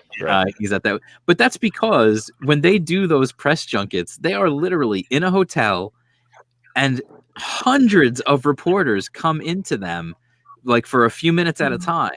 They just line them up and they just come in, and they do this because every one of those reporters is going to have a segment on TV or an article or whatever it is that's going to help promote this movie. So these are people making, Robert Downey Jr. getting $20 million to play Iron Man is still doing press junkets and promotion and everything else. Yep. To promote what ends up being one of the biggest movies of all time. Like, so it's like, if RDJ can do it for like 2 or 3 weeks out of like the course of a year, you can do it too, Mags. Like, yeah, exactly. And it's not even asking for that much. It's like, some tweets, maybe some photos or whatever, just it's not really asking all that much. Right. Give us a reason to care about what it is you're actually making. And that's the thing. Like, I don't see, like, I can ask you guys, and I can ask anybody I have on, like, Gilly was on before, and I've had him on before. And when I ask anybody, like, and I generally do when someone comes on to promote their book, I say, what is the book? Tell me about it. And you can usually hear their excitement as they start talking about it. Yeah. And that's the thing. Like, if you can hear, and that excitement is contagious. And when people are listening to the interview later or watching the live stream or whatever it might be, they hear that and they're like, this person sounds genuinely excited about what they're doing. I think I need to check this out. Yeah. And that's the whole thing. Go ahead. Sorry. No, go ahead. Sorry, interrupt. No, I was thinking it was kind of philosophical, but this applies to almost everything, because people is always looking for real, like the real thing, in social media, Instagram, YouTube. For example, YouTubers used to be really like people that spoke their minds, and now they are starting to get paid, and people is starting to look the real people somewhere else. Like, this happens in every industry. People want real things, not paid things. Yeah, well, definitely. When you see some of these YouTubers, I was talking to my wife about this actually just the other day, about how we were talking about Disney and how there are so many YouTubers and there's so many websites that are terrified to say anything bad about a Disney movie. That's so annoying. Yes. Yeah. Because they're terrified they're going to lose their access. Right. Yeah. When you're a YouTuber who relies on people coming in, and watching your videos, you need to be one of the first people who sees a movie early or gets to ride on a theme park ride before anybody else. So you can post that video right away and say, hey, I rode on, this new ride, and the theme park fans are going to come to your video and they're going to watch it. And if you lose that access, it becomes a lot harder to build an audience because you need to be genuine and build an audience that way. That was the whole thing that what was it? One of the guys from the Sci-Fi Channel's YouTube channel, Sci-Fi Wire, right? Yeah. Like he got caught saying publicly like yeah, like we do nothing but softball questions because that's the only way that we keep getting access. And so, like at least he was transparent about it, because you look at like their content on their YouTube channel and it's all just saccharine and like this like two-dimensional representation of actual opinions and thoughts. Like it's not actual content, it's just glorified marketing for whatever they're talking about. Well, it's a lot of people are stupid. It's a lot of you saw a lot of this in the video game space for sure, right? Where I mean, literally, I remember hearing stories about certain gaming companies would tell websites like, if you don't pull this or change this or whatever, we're just not going to give you access to the games early to do reviews. And if you're in the video game review mark, if that's your business, you need to have your review up the day that game launches, or you might as well not even bother. Yeah, no one cares past that. Right. So like it's a threat, and they would threaten them with this, and so a lot of the websites started like they just back off, and they just okay, we'll do what you want because we need the access, because we need the clicks. Well, that's how Giant Bombs got started in the first place, because Jeff Gerstmann, like he did that terrible review of Kane and Lynch the day it came out, and there was Kane and Lynch advertising all over the website. Yep. And it's like, oh, Jeff, you just lost your job, man. Yeah. Yeah, well, that was an awful situation. Yeah. Like, but it really illustrates what we're talking about, and that's what it is. Like, the website, like GameSpot was terrified because I'm sure EA went to them and said, yeah, we're not giving you anything if you don't get rid of this guy. Right. And I mean, like ultimately it worked out, because he and the other three guys went independent, and now they're successful businessmen. But, and again, the reason why, and I know because I was following all that at the time, and I went right over to Giant Bomb with them, because they were gonna, like, they enjoyed what they were doing, they were having fun, and they were telling the truth. Yes. Yeah. We actually have somebody else here who was going to jump in. Aaron, how you doing? Hey, everybody. Hi. How's it going? Hi, Carlo. It's nice to meet you. I already know Mike and Jam. Yeah, you do. So Aaron's got a project that's going to be launching soon on Indiegogo. Oh, nice. Whoa, car horn. Yeah, so Aaron, he's got Cybershock. Now I have to ask, because I was trying to go back and forth with it when I was looking at it. Is the actual title just Cybershock, or is it Cybershock version 1.0? Version 1.0 is like saying number one. Okay. So yeah, like when we do the second issue, it'll be 2.0, and if we do any like special covers or different versions, it'll be like 1.5. Okay, that's cool. I like that. That's cool. Yeah, it kind of just goes along with the whole like sci-fi aspect. Right. So Cybershock is it's going to launch in the beginning of October, correct?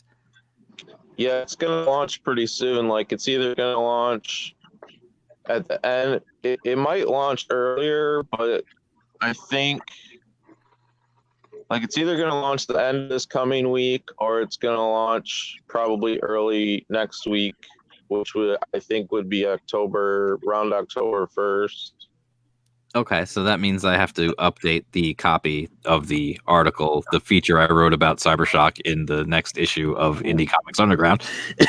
Why? What did you write? No, I just wrote because I wrote that it wasn't out yet. But if it comes out by October 1st, it'll be out before the issue is. So I'll just fix that. That's fine. Oh no! Oh, we can time Don't- it out. Don't delay it for me. Do what's right for you. All it is for me is just popping in and changing a few words. That's my fault because I'm pretty sure I told you October, so that's not your fault. Yeah, it's no big deal. If with you the- said it wasn't out and it was, that would have been my own fault. That's all right. I could always shit. We just saw the craziest thing ever. We saw Carla's knee.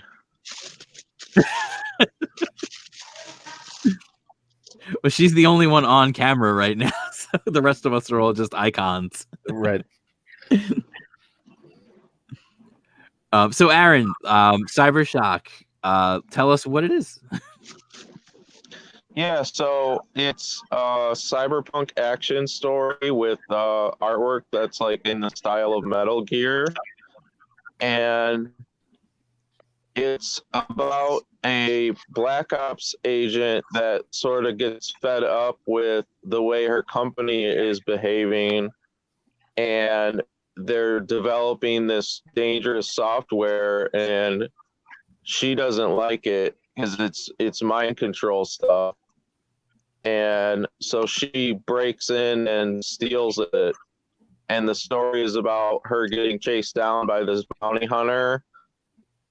And throughout the story, they fight each other, but they also fight together. And there's various enemies that they battle. And there's kind of an explanation of her background and why she did what she did. And then there's a couple twists in the story.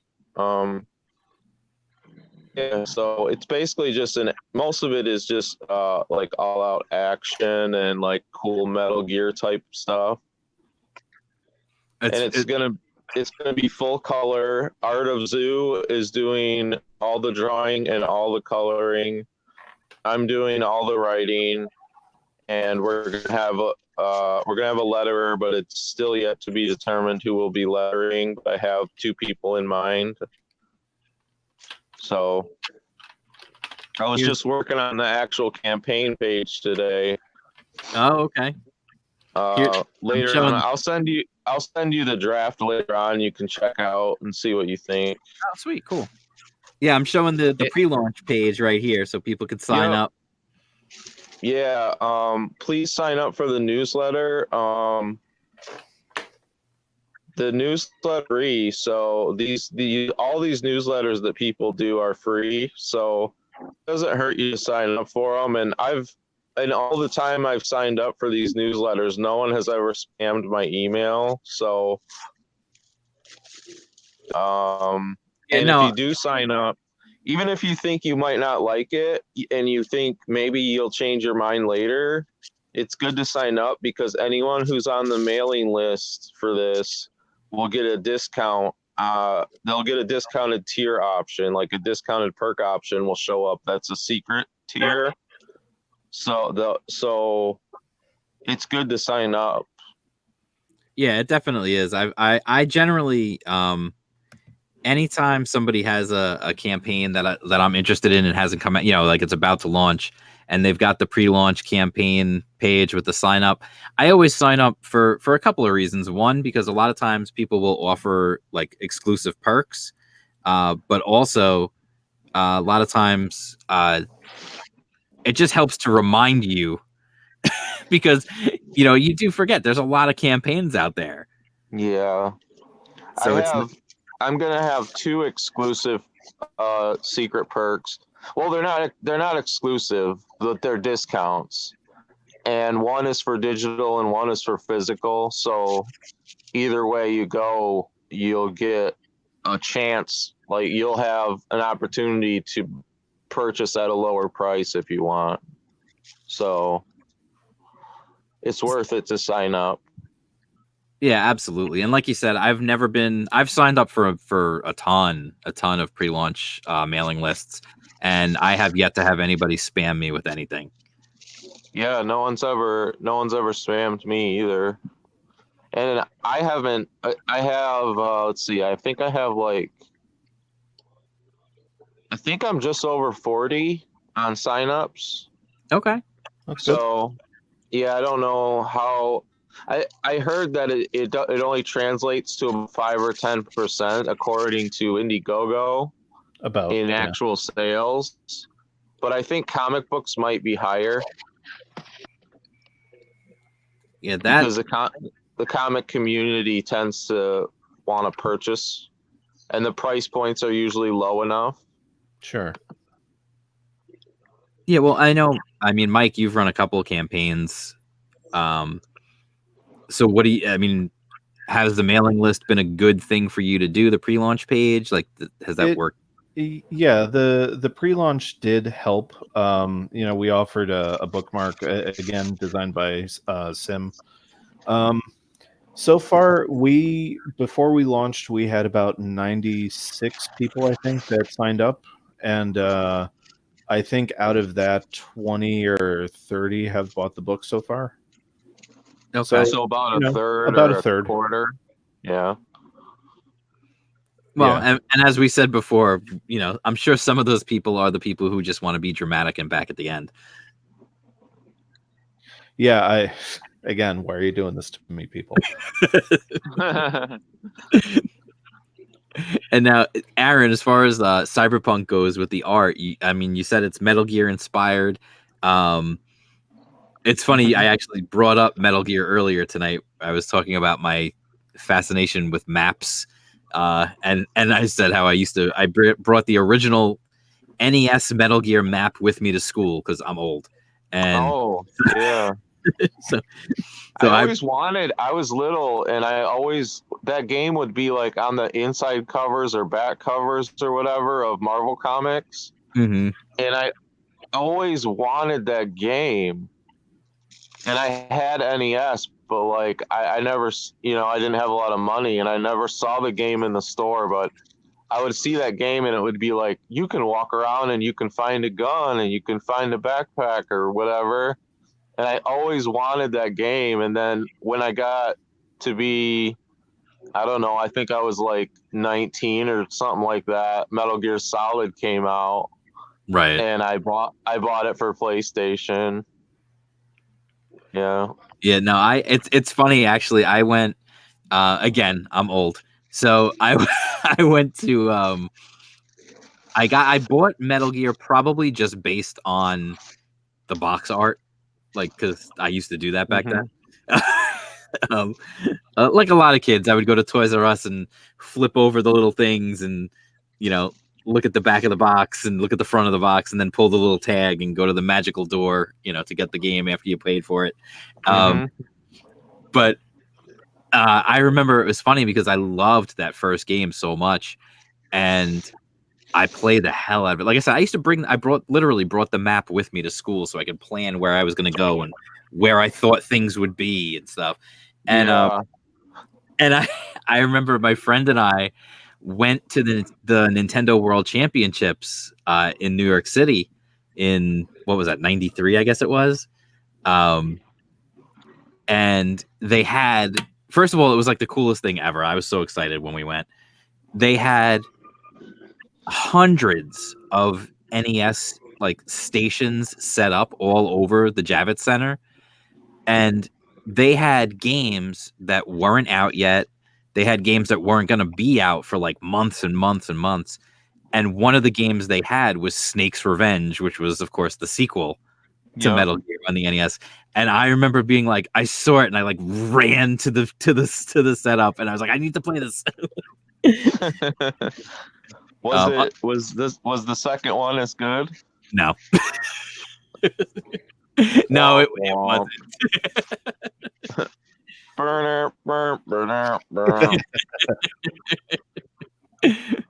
Yeah, I also played Wrath of the Black Manta there before that came out. That game was terrible too. But yeah, no, it as far as like Snake's Revenge, the problem with that game was they decided to not just have the overhead sections, they added side-scrolling sections too.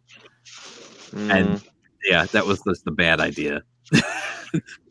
That was probably all the games were Kojima, is that correct? Yeah, well, except for the American release of Snake 2. Yeah, I was gonna say I don't think that game was Kojima. Yeah, like I remember he was really pissed that they put the Metal Gear label on it and like credited to him. Oh, it was like one of those switcheroos like they did with Mario 2. Yeah, it was something like that. Yeah. Yeah. Yeah, so it definitely did not live up to the first one. Well, and the first one, like I remember the first one being like so shocked, like the enemies you could sneak up behind them and stuff, and like I had never seen anything like that back then. Right. You know? Like there was nothing. Yeah. I had never even seen. I only seen. I think the first real stealth that I saw was in Metal Gear Solid because I never had the original NES game. And when I had Metal Gear Solid, you could sneak up on them and do stuff, and they would do if they heard something, they would be like bling, you know. And you know, that game was so frustrating because then if you died or whatever, then it would be like the guy would yell, he'd be like snake, and then like it would take like 100 years to reload your save.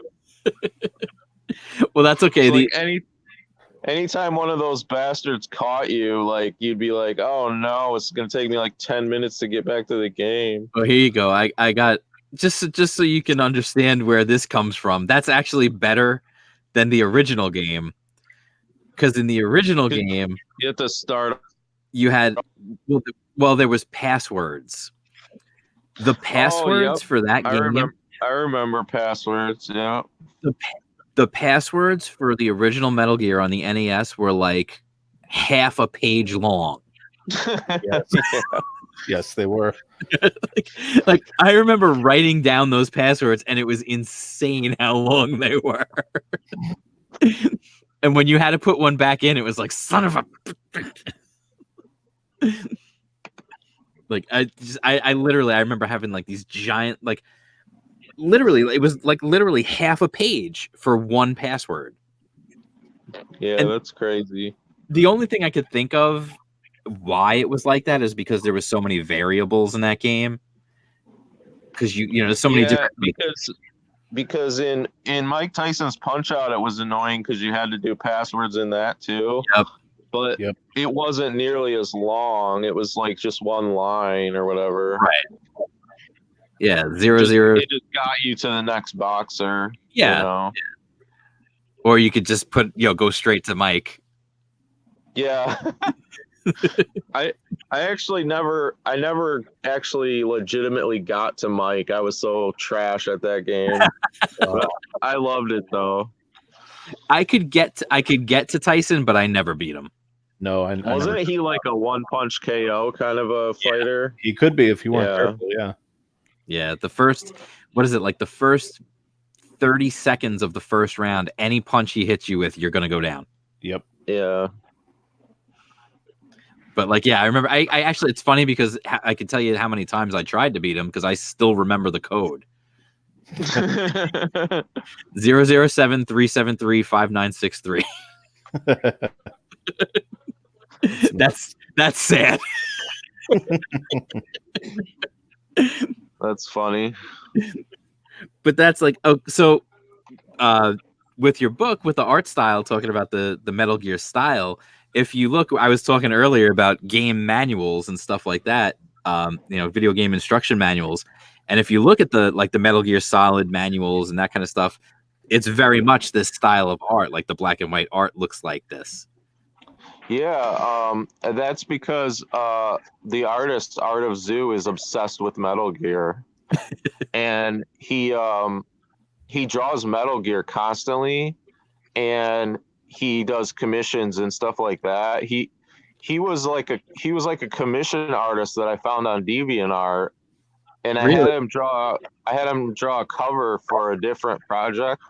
Oh, is it okay? Yeah, you're good.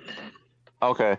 I had him draw a cover for a different project, and then I brought him over to this, and I got to start drawing like it was going to be just an ash can, like an 8-pager. Mm-hmm. So I got him to start drawing it, and like I couldn't believe it because there's people that have been drawing for a long time that don't have the storytelling ability that he has. You can even see it in a little bit of these pages. His storytelling is so good, and it's the first comic he's ever drawn. So I wanted to turn it into a full comic book, and now I want to turn it into a series. Wow, so this is his first book? Yeah, that's what I was trying to say. Is this is his first comic book? That's nuts. These newsletters aren't really built for comics because they make you put everything in landscape. Right. And comics are built for portraits, so it's kind of like you're missing half the page here. But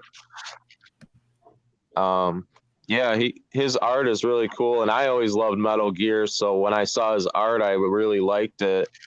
And then once he started drawing this, he put his own with his Metal Gear stuff, and it just looks really, really cool. Yeah, no, it definitely. And looks cool. It's all going to be colored. It's all going to be in color too. Oh, so it will be in color. Yeah, this is going to be full color. Yeah, we're already starting to color pages. Oh, so how many pages are done so far then? Only a couple are colored, so only a couple are done, but 20 of the 24 are drawn line art already. Wow. So we're on a good pace. We've been working on this for a long time. Yeah, I like that a lot of campaigns now are doing that. They're not starting the campaign till a good chunk of the art is done at least, or even like in some cases all the line art's done. They're just working on coloring or whatever. It's nice to see like people are understanding like you got to put the investment in first. Right. Yeah, sometimes it's just a huge investment though. Like Mike's book is 32 pages, and he's got an established pro coloring or an established pro drawing his book, Christian Rossi. So it's like to get the entire book finished before he goes live is like, I mean, he can't sell his house. Yeah. If I could do that, at this point, I wouldn't have crowdfunded it. Right. So I can definitely understand like why people don't have their book completely done. Oh, and sure. Yeah, and I don't have my book completely done either because I need a little bit more money to finish it out. But I've been paying him along the way. He's been paid for most of the book, but I need to pay for colors still. But he's been really good about the payments, and so he's taken he's going to take a lot of it. Well, not a lot, but he's going to take some on the back end of the money. But even if we don't fund, he still I'm still going to pay him. It's just that it'll be coming out of pocket more. Right. So that's why we're trying to crowdfund it. And because crowdfunding seems like the best way to get people to actually read your book. And I want people to check it out and read it. Right. Well, that's the end goal, is that people actually read the book. Yeah, of course. And also, if we do well on funding, then I can convince him to make the second one. Nice. So, yeah. So now, do you have like a plan to do like for a story to do like 2 issues, 3 issues? Like, what do you like in an ideal world? What would you do? Well, in an ideal world, it would keep going. This story, it ends at a place where you can kind of go like, well, like here's where it ends. You guys can imagine where it goes from here. But to me, it's kind of a cop-out. So I want to do the second one because the second one kind of completes the story with these 2 characters. Well, it completes part of an arc. It completes an arc with this character. But then I have ideas to do more things with the universe, because it's about this company called Cybershock Systems, and then there's a rival company that well, there's sort of a complementary company to them called Alloys, and Alloys, well, Cybershock makes cybernetic augments, Okay. and Alloys makes weapons and tanks and stuff like that. Okay. So they supply each other, but there comes a change when some things happen. There comes a change that pits the two companies against each other because they start to become rivals for government contracts. But that stuff doesn't come into play until the next issue. So that's why I really hope to make more issues. And because I love working with Zoo, he's super professional and he's a really nice dude too. And his art is awesome. Yeah, no, the art is definitely strong. He made the logo too. Did he really? Yep. He's some kind of graphic designer type job in his real job. Oh, okay. Well, I say real job, you know what I mean, his day job. That's handy. Yeah, he's very good with everything he does. Like see how these characters look sort of like they look like the Metal Gear VR missions in a way. Right. I don't know if you guys have played any of the VR missions, but so I told them that I was like, hey, it'd be cool if we could do some like personnel files inside the book and vehicle files and have them look kind of like the VR missions. And he's like, oh, like this? And I'm like, actually exactly like that. So That's yeah, funny. he's like, he'll either draw it exactly the way I imagined or he'll draw it 10 times better than the way I imagined. That's fantastic. Mm-hmm. That's definitely what you want. That's great though, because this is another thing I like is this is his first book, and already, I mean, like the art looks great. Like the art I've seen looks really great, and like this is the kind of thing where again, why I love what's happening here with crowdfunding and indie comics, and this is a guy. It's going to be his first book, and it's going to, who knows what'll happen from there. You know what I mean? Like, like that's one of the things I love about this is you found him, like you said, doing commissions, and Yep. And who knows? And then I forced him to make a comic book. Right. You don't know how much it took, like not money wise, but just convincing. Like I was just like really wanted him to draw this comic book, and he was just kind of like, and then the more it got along, he was started to get burnt out because he was just like, man, this is like way harder work than I thought it was going to be. Mm-hmm. And I just kept on him. And then now he's to the point where he's like, I'm getting fond of these characters. Maybe I will do the second issue. And then I was like, oh, you're doing the second issue. I was like, I'll sell my house. You're doing the second issue. But so it's super fun. That's what comics should be. We have a lot of like fighting and stuff going on all the time, but not between me and Zoo, but you know what I mean? In the comics community, there's Right. all this dumb stuff going on, but really it should be about how fun it is to make these comic books and how fun it is to read them. Well, that's what I say it all the time. It's just fun is really the bottom line.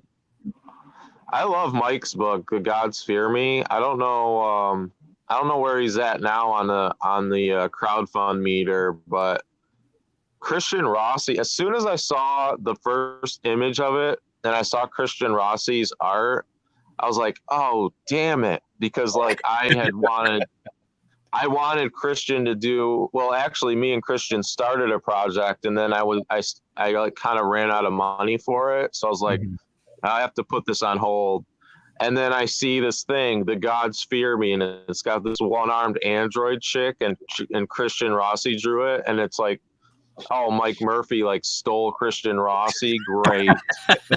So I was like so pissed. But like when I saw it though, I was like, this book, like as soon as I saw that first image, I was like, this book is probably going to be freaking awesome. Thanks, man. So yeah, so I would like, if people are looking for a book to back, definitely The Gods Fear Me it looks awesome to me. And I'm biased because I love Christian, but well, everybody knows from listening to me, I am too, because I love Christian's art. Yeah, we're all in his fan club. Yes. Sign up for the newsletter and everything. yep. Join the Christian Rossi Fun Club today. Yeah.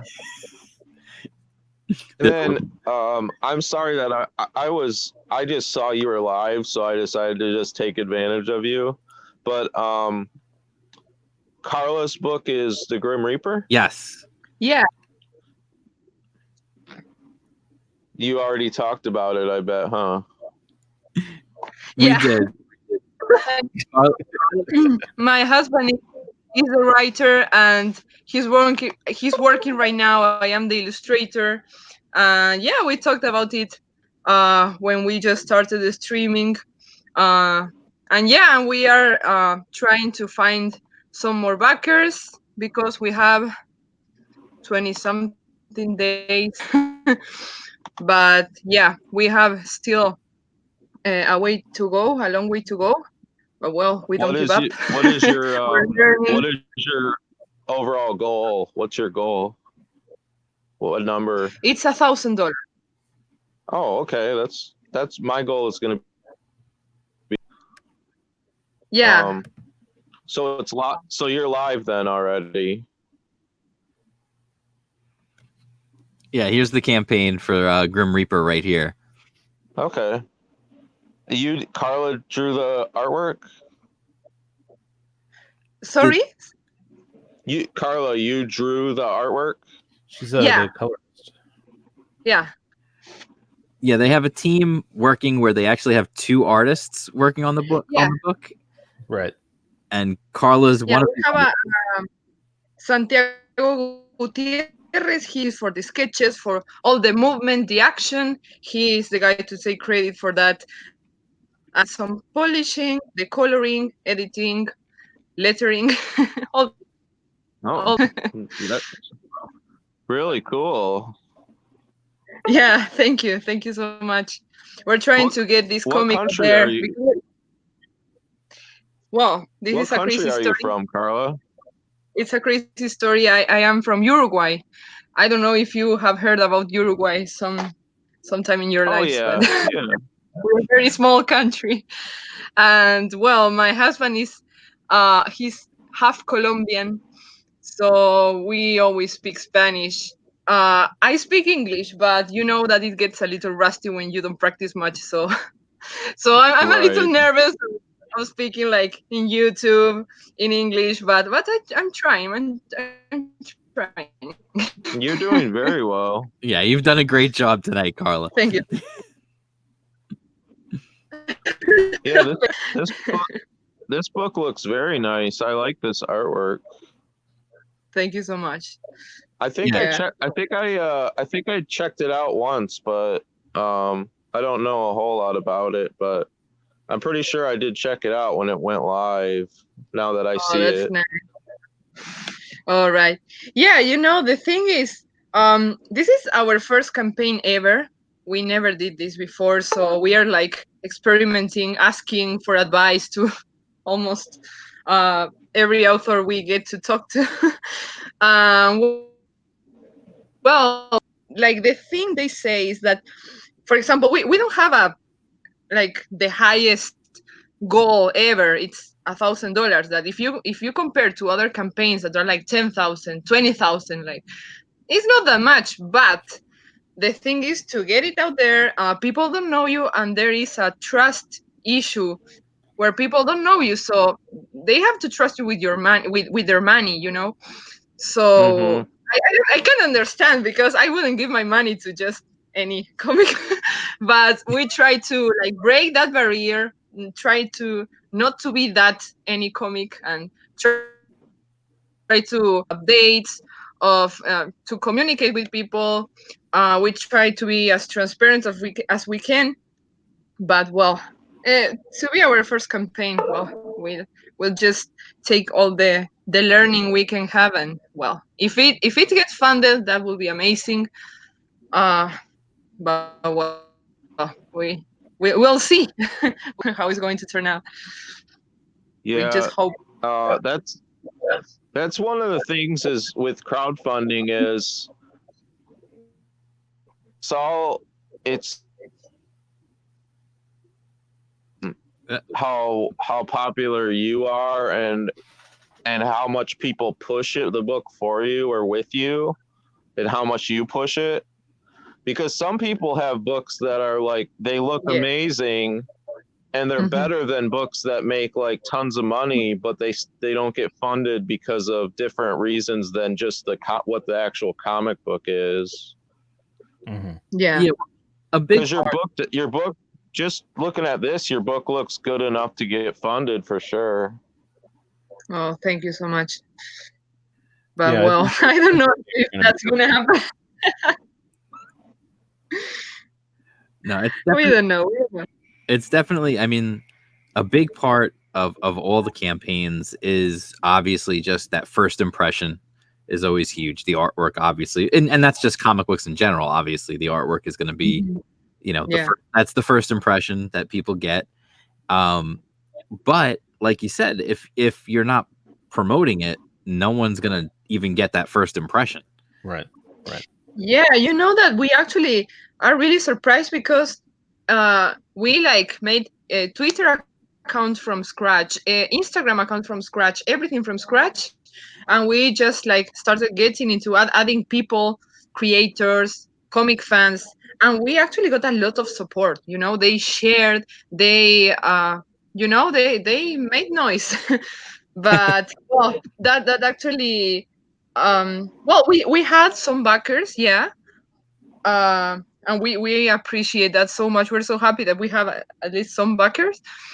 But well, of course, that we wanted to get funded, but we are like, I'm being completely honest with you guys, completely honest. Like my husband is more positive than me. I'm kind of more pessimistic.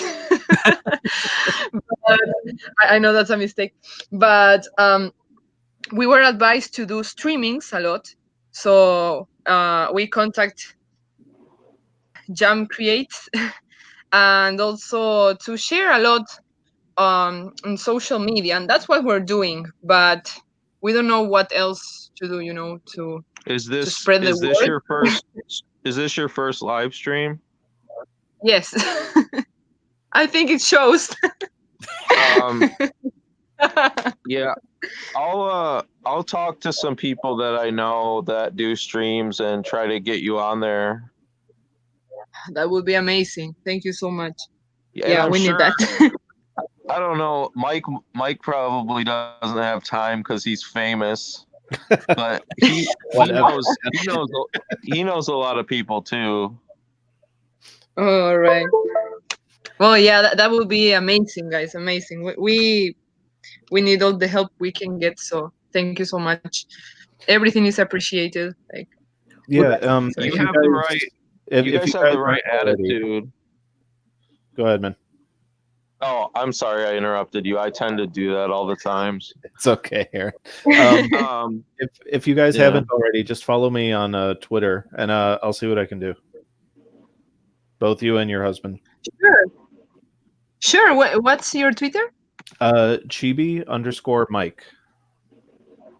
All right. Let's do it. Chibi. That sounded like somebody just got picked up a power up. Yeah, I know. Yeah, that's not me. It's not me. I don't know who that is. Carla's playing video games while she's promoting her book.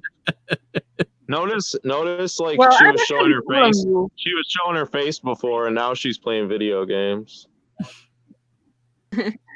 No, it was my telephone. I'm in the laptop, and it made a strange noise. I'm actually following you, Mike Murphy. That's me. I follow everybody. Yeah. Yeah. No, I mean that's the other thing is like what's happening right now is I feel like everybody who's in this, who is into this whole idea and is trying to make good comics and is trying to get these things out there, like everybody wants to help everybody else. That's the other thing. Yeah, that's so cool. Yeah. You know, because everybody at the end of the day, I feel like everybody, you know, creator or YouTuber or whatever you are, everybody loves comics and just wants more good comics. Yeah. Yep. Yeah, I mean, especially in the face of like what's going on in the industry today. Like, I don't know. I mean, a lot of these campaigns that I've backed and, you know, I'm friends with, like, it just can't hold a candle compared to, like, I'd say like 75 to 80% of the stuff that I see out in the comic shops every week.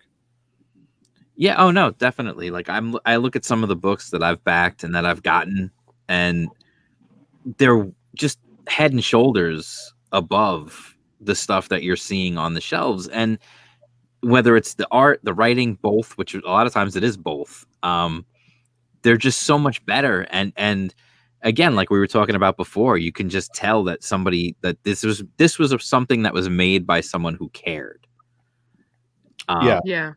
Yeah, like the coolest thing I've gotten this month was Battle Maiden Knuckle Bomb. Like, and you just you won't see anything even close to that in comic shops right now. No. Well, first of all, Kyung's an amazing artist. He's so good, man. But again, like, how is somebody that good not already working? Like, like, how does that make any sense? Yeah, and what's his name? Cal over on Shinobi Sasquatch. Like, how is he not doing like prestige format books for DC right now? Yeah, seriously. Rob's art. Rob, his art is insane. And Simon from Blood Hunt, the work he's doing now on Blood Hunt and his new books, and he got turned down from the big companies too. And Kyle Ritter got fired from DC. That's and friggin' Starblades looks amazing. Like everything Kyle touches looks amazing. Right. Yeah. Yeah, Kyle is like made out of magic. What did you say, Mike? I just said he's got this, to his line art, he's got this great Jim Chung look to him. Yes. You're right. He does. His art does look like Jim Chung. Yeah. And then, like I said, I mean, we've got so many different, you know, all these different campaigns, and like the art on Grim Reaper looks great. The art, I mean, we already, you know, we fawned all over Christian's art. Yeah, Christian's probably bored. He's probably like, okay, guys, like I've had enough of this. I know I'm awesome. But then again, like we were talking, like you just mentioned Sim, and we've got the addition to the Gods Fear Me now, right? The pinup right there. Yeah, like that's you know, again, I was drooling over that before. It's like, and well, look at Passions. Go down. If you go down a little bit, you'll see Passions pin up. Or up. Yep, right there. look at that. That's what I'm saying. Like these are Passion for Drawing made that. It's friggin' amazing. Like these are both like, if I could plug him a little bit, he has a book coming out called Doom Fate. That's sort of a Dungeons and Dragons, but like it's like Dungeons and Dragons but better. It's awesome. Yeah, I saw some of his for that the campaign. His campaign is live, right? No, not yet. No, not yet. It's about to be. Yeah, that's right. But I saw some of the art from that too. Looks great. I actually reached out to him. He hasn't answered me yet. Okay. He might not like you. I don't know. He's picky, so I'll talk to him and see what he thinks. Because I was trying to get you guys hooked up because I knew that you would love to spotlight him, and I know he's been looking for some promotion. So yeah, absolutely. We'll see. We'll see. He might just not like you. I Eh. don't know. It happens. Yeah. Oh, and I was gonna say, like, your the fanzine, like I got the first issue of the fanzine, the Indie Comics Underground, and it was, you like underplayed how good it was gonna be, because I expected, because you were talking about like the fanzines of old, and like Right. probably, like, I was thinking of, like, even though I never got any fanzines back in the day, but like the music magazines and stuff like that, like I thought it was gonna like look like halfway like thrown together, and then I got it and I was like, oh my gosh, this is like all slick and fancy and good. Like, Oh, thank you. I was like, why is this so good? I'm so mad. Like, I wanted it to be crap, you know? Like, in a good way, I wanted it to be like thrown together, and then I got it and I was like, well, this is just like Wizard Magazine. What are you doing? But yeah, so people should sign up because it's free and it's awesome. Thank you. Yeah, they should. It's in the description below. And you were like, oh, you know, I might have some secret guests, and then it was like Oddity, and I was like, oh my gosh, you know, like I didn't know who you were gonna have as your interviews and stuff, and then I saw you had Oddity on there, and I forget which other ones are on there, but yeah, I had Gilbert from Galactic Rodents of Mayhem. Oh yeah. I saw Grom on there, and I was like, oh my gosh, he's not playing around. No, well, again, like I see stuff that I like. I want to go out and do it. I want to try and, it's funny because my original intent was to make it look kind of like cheesy and like the old, and then, but like once I started working on it, like I kept iterating on it, and I it just kept, I'm like, okay, it looks, and honestly, like not to try and toot my own horn, but the new issue that I'm working on for October looks even better. That's good. Yeah, I was just teasing you because I imagined it to look a lot like more amateur. Right. And then when I got it, it looked very professional, and I was like, this, you know, I know it's hard to sell stuff like that, but it's like, and you have original covers too. Yes. Yeah, the first cover I was talking about the cover earlier, actually. Yeah, Simon Bennett did that for me. Yeah, I love Simon Bennett. He's a really great guy. Yeah, he really is. I was telling the story. He's the one who told me about you in the first place. Oh, is he? Yep. Yeah, no, he's super cool. He I was telling earlier that cover, all those characters on that cover were characters that I created when I was a kid. And Simon went in and looked at some of the old comics that I posted that I made when I was a kid, and he put them on that cover in the same poses and whatnot as the original Avengers cover. Like, so he took characters that I created as a kid, just went in, and he didn't tell me what he was doing. Like, I just left it to him and said, okay, do what you're going to do, because he volunteered to do the cover for me. So what am I going to say? No. Yeah. He in that way, like, he's very thoughtful about the show me stuff, and he'll be like, should I do it in this style or one of these 12 other styles? And I'm like, holy crap, I don't know. Yeah, no, he's shown me like some of his paintings. Yeah, me too. They're just out of this world. It's incredible. Like, I look at what he does, and it's just like, good God Almighty! Like, what can't you do? Yeah, I don't think there is anything he can't do. For people who don't know, he's the one who remastered Zach's artwork on in Jawbreaker's Lost Souls. There's 2 backup stories that lead into the God King comic book, and one of them was actually drawn by Zach like back in like 2016, but it was a little bit under the quality that Zach wanted it. And he's the one who remastered it. He drew over top of it and recolored it and moved some things around, and he put lighting into it. And if anyone has Jawbreaker's Lost Souls, go to the story right after the main Lost Souls, and you'll have Jawbreakers Part 1. That's actually God King Part 1, and he did remastered artwork for it. And if you get a chance to look and see them side by side, it's absolutely incredible. You realize, like, when you just look at it without anything to compare it to, you don't really understand how much work he put into that. Exactly.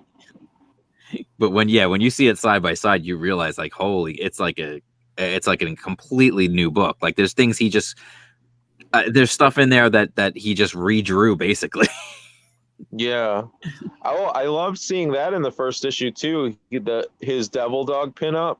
Yes. Right. I geeked out. I geeked out when I saw that. I was like, "Oh, awesome!" You know, Simon Bennett did a pinup, Devil Dog.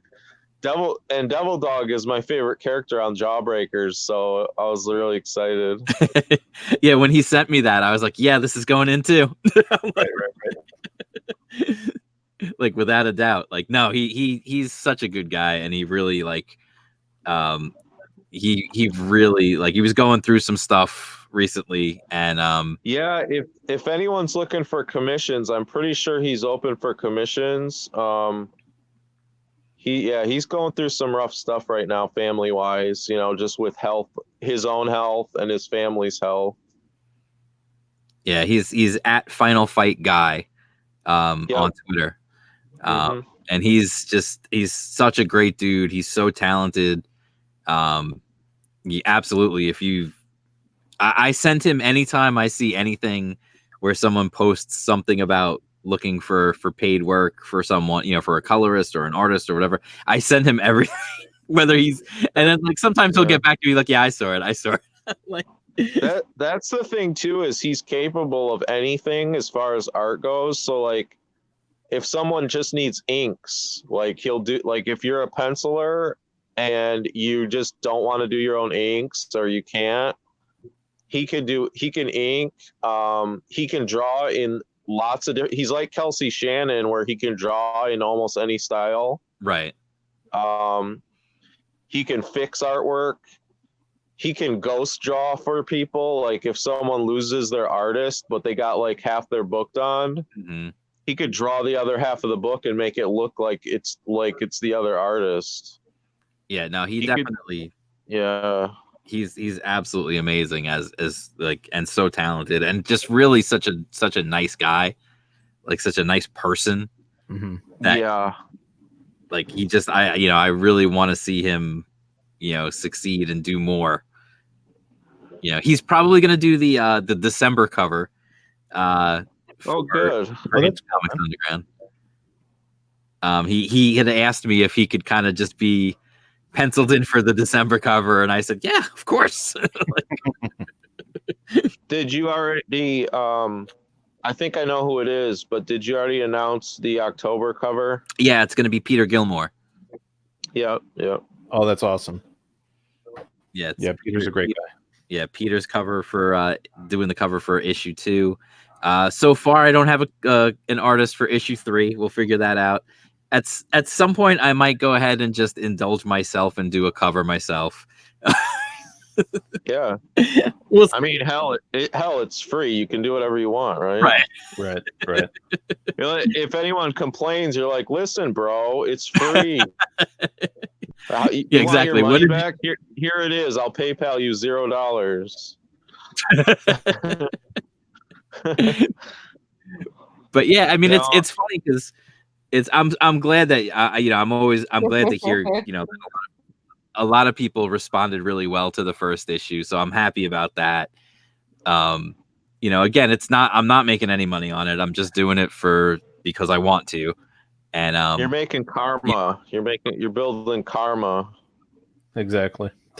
Yeah, well, I mean, that's, you know, I'm just trying to, that's just kind of what I do. That's what my YouTube's about, and that's what that's about. It's just trying to help promote these books and get stuff out there and let people know about this stuff, because I love comics. I always have. And it kills me to see like what the mainstream has become, and there's just so much more creativity and so much more passion and so much more love for the for the medium of comics in this space, that I just want more people to understand, like, if you truly love comics and you're sick and tired of all the other garbage that's going on in the mainstream, you can still love comics. Just come over here.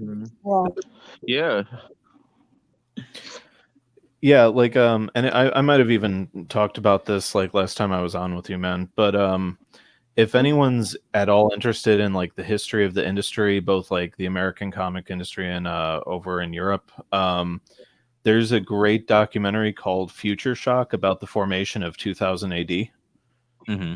And I'm telling you, like, what those guys went through, like just the opening 5 minutes before the title sequence, everything that everyone in that 5 minutes says mirrors almost verbatim what's going on with like Comicsgate and indie comics and the mainstream industry right now. Like, it was kind of eerie how one-to-one it was. Wow, really?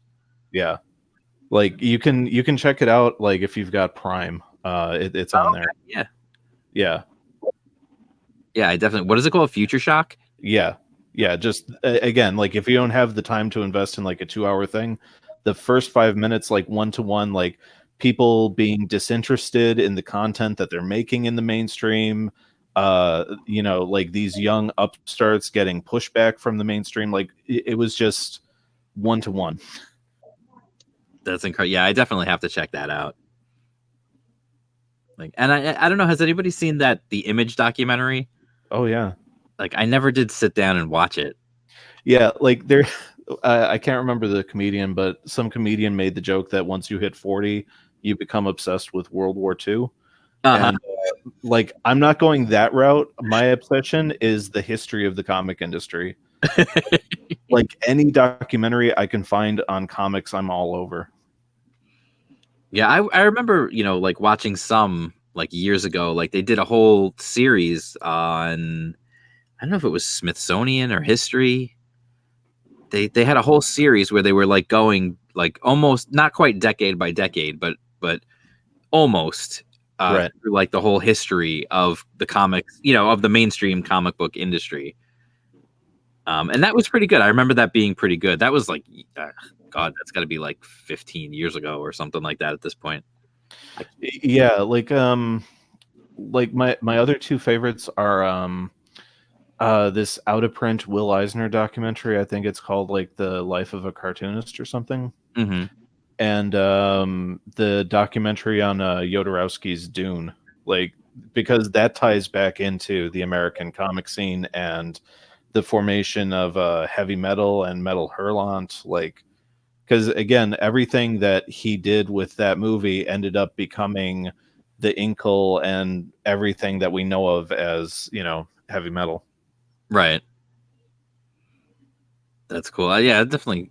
It's funny. It's funny because you say that, but like about how when you turn 40, you become obsessed with World War II. Because for me, it's more the Revolutionary War.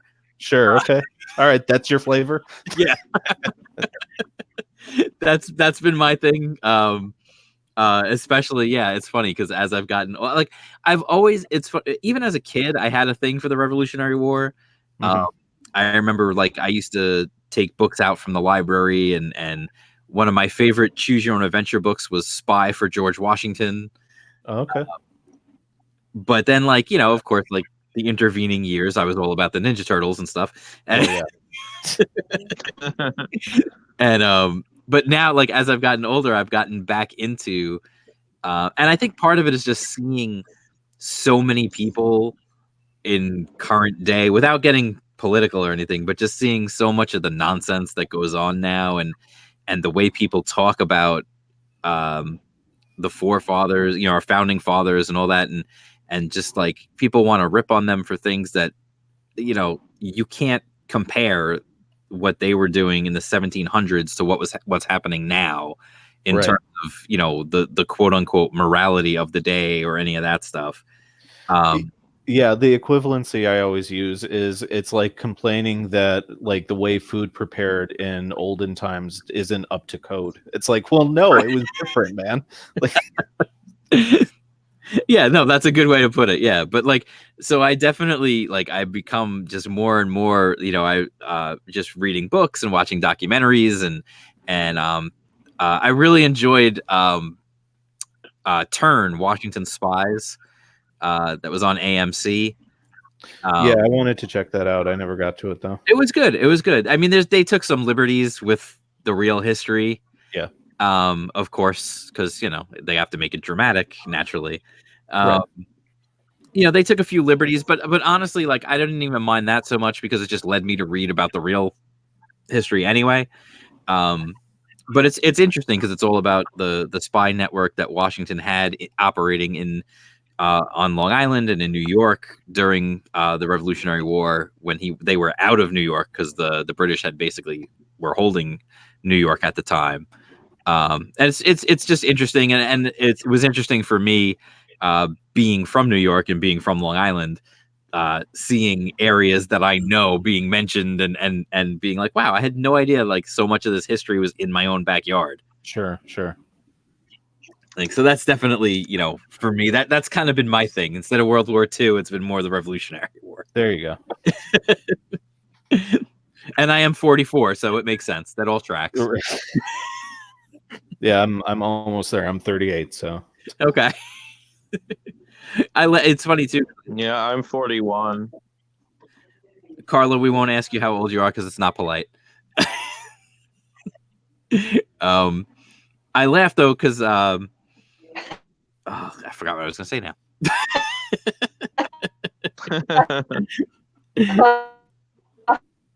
Uh-oh, she's roboting. Yeah. Uh-oh.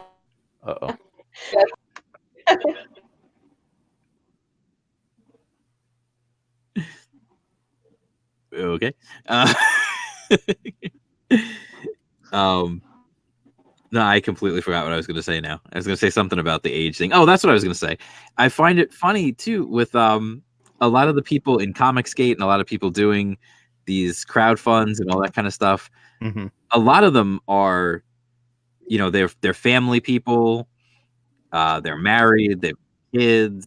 So a lot of them have other jobs. They're just doing this like on the side because they love comics so much and just want to see something better than what's out there.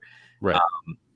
And so these are people who already have so many demands on their time, and yet they're making the time to do this on top of everything else.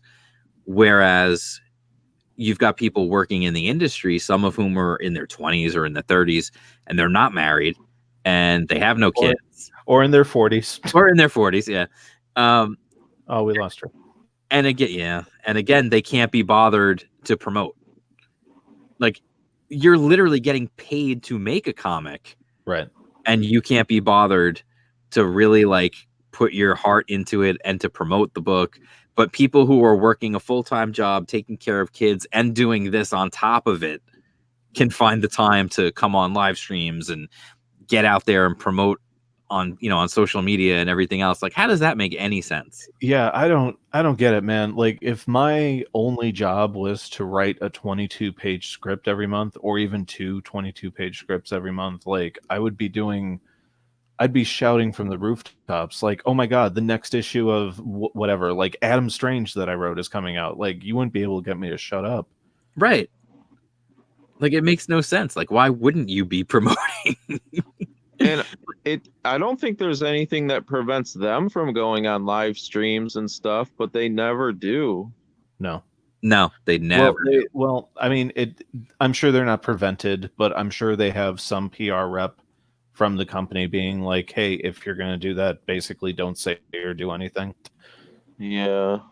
But I'm sure on Twitter, the stuff they say on Twitter, they don't get policed on that. So well, that's because that all falls in line with the narrative that the company itself is promoting, so it's fine. Like, when you have a person like Sana Amanat basically running Marvel from behind the scenes, like, if you get Gabby Rivera saying mixed race couples scare me, like, she's not going to get any blowback from that. Which me and Selena took special offense to. Yeah. Yeah, no, it's true though, and I also think, and this is gonna sound, I don't know, whatever. It sounds like what it sounds like. I feel like a lot of these people that you see, a lot of these characters that we see, in especially on the Marvel side, like a lot of these people, Mhm. I don't think that they do well off the cuff. Oh no. So No, like have you seen some of those like drink and draw streams that like some of the quote unquote mainstream professionals do? Like it's just dead air for 2 hours. like that's the thing. I don't think, or even oh gosh, I remember Zach did a video, I don't know, it was ages ago, Mhm.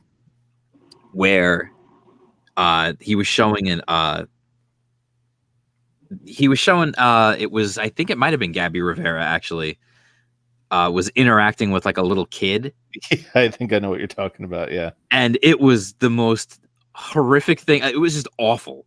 It was Yes. absolutely awful. Like she clearly like did not know how to speak to a child, Right. and she was everything and the kid, it's not like the kid was asking her hard-hitting questions, like it was like an 8-year-old little girl Oh asking. no. It wasn't Gabby Rivera. It was who's the Squirrel Girl artist or former? Oh, Erica Henderson. There you go. Yeah, it was Yes. her. That's who it was. That ray of sunshine. Yes.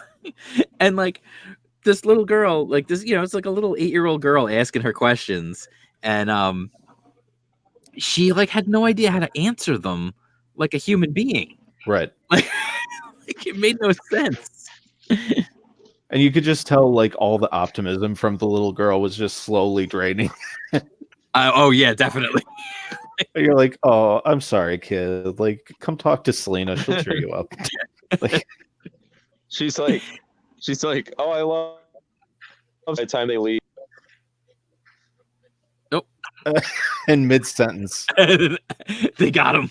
they got him. The Marvel goons got him. But that's why I'm saying, like, I just don't think a lot of them would do well on a live stream, Right. where you need to actually speak off the cuff. You need to be able to, answer a question that maybe you're not expecting, or something along those lines. I just don't think they can handle that. Like, I truly wonder sometimes how many times do they go back and edit the draft of their tweet before they send it, when they put some of these tweets out. Right. Do they just sit and stare at it for 20 minutes? Right. Yeah, like, and I mean, not to get too psychological or too political, but a lot of them also have this thing where they don't want their ideas scrutinized, especially in real time, because they know that they're not going to be able to defend those ideas. Right. Yeah, well, look at how they handle when it gets scrutinized on social media. Right. So where they have time to like prepare and come up with snipes and comebacks. Right. So if they were in like a straight up conversation with someone, it would be too much. Right. Yeah, like if I can't imagine someone like Dan Slott sitting down with Ethan for like 20 minutes. I think he did, actually, didn't he? Well, Mark Waid did. I know Wade did, but I think Dan Slott did an interview too. Really? I think his was before Mark Wade's. Oh wow, okay. Well, that was kind of in the like not quite at war yet. Yes, that was still in the friendly times, right? Where it was like, well, we're gonna try and bring these people on and try to like just it was Ethan trying to just talk comics with people, right. who didn't necessarily agree with one another. Mm-hmm. And so it was a little more cordial than it would be now. Sure. Yeah. No. In the climate right now, there's no way like any of them would be caught dead on anything. Like even this, like, there's no way. No, and that's the funny thing. Like, I mean, I'm not. Again, my whole thing is I try to be positive. I try to be all about promoting and that kind of stuff. Right. And, and I just, I want to talk about comics. I want to talk about fun stuff. We'll talk about other stuff too, but I'm not I'm not like the aggro type. So, but even me, they would come on and they would probably just freak out. Right. I would ask them a question about something and they would probably just lose their mind and then just like cut off and just be gone. Right. And it would probably be something that you weren't intentionally like trying to set them up for. It would just be some innocuous, like, so what about blah? And right. Just lose their minds. Yeah. I'd be like, so, the last issue of whatever. And they'd be like, did I write that? Right. Right. Or like, what do you think about Riri as a character? And like, oh my God. Her name is literally Riri. Yeah, I know. Oh my God. Yeah. It's really bad. I was having a conversation with my daughter the other day, and we were talking about comic books, and this like part of it like horrified me because she literally said to me, oh wait, they're still making new comic books? Oh, that's heartbreaking. And I was like, oh my God, really? I'm like, I've taken you into the store with me. Right. But what it was she didn't, because of the movies and everything else, like, I was talking about comic books and stuff, and she was like, yeah, well, she's in middle school, mm-hmm. and she's like, nobody ever really talks about comic books or even really like the superheroes that much. Like, they'll talk about the movies, like when the movies are out. Yeah.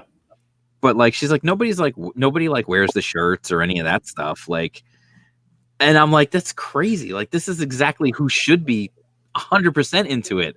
Middle school kids should be all over it.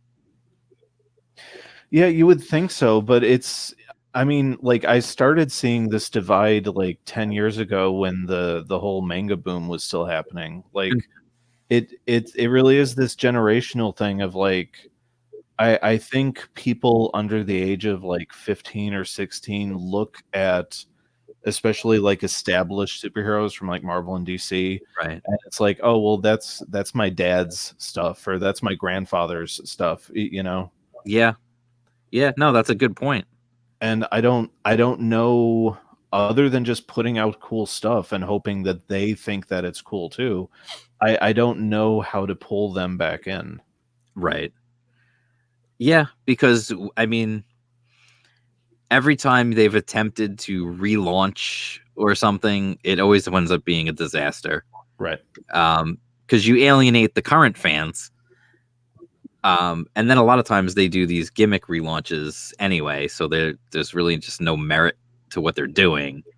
Right. Or they'll get it right. Like, I mean, like I was reading so much DC when they did Rebirth. Like, they'll get it right, and then within 3 years, they're like, what if we just like made it all terrible again? You're like, yeah, I guess you could do that. That's one plan.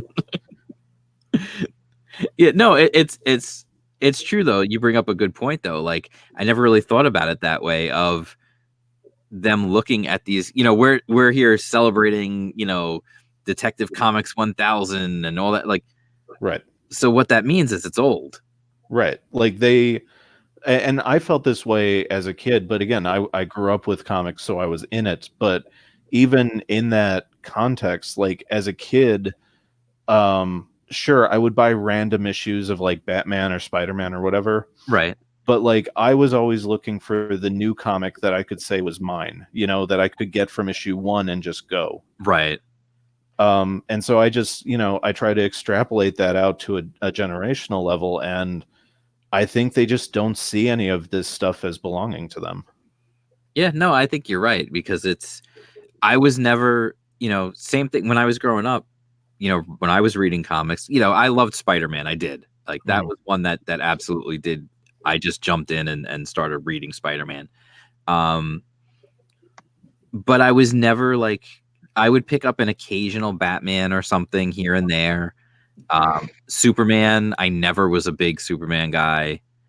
I'm a huge Superman guy. Are you? It's funny. It just never, for whatever reason, it just didn't pull me in. And I wonder if it's like a similar idea, because it was like, it's old. Sure. You know what I mean? And for me, like, I loved the X-Men. I was a huge X-Men fan.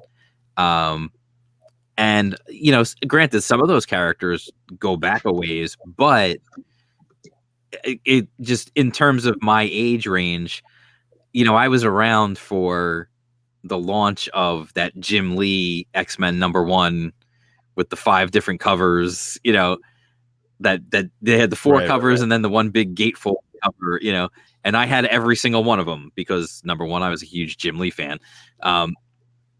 But at the same time, like, it was like, it's a new X-Men #1, like, this is incredible, you know, like, so I could see, I could definitely see how that happens. And I think with manga, the thing with a lot of manga is, you know, most of it, you know, you get some of it that goes on for a really long time. Like One Piece is at, I don't even know what chapter they're on. They're almost at chapter 1000.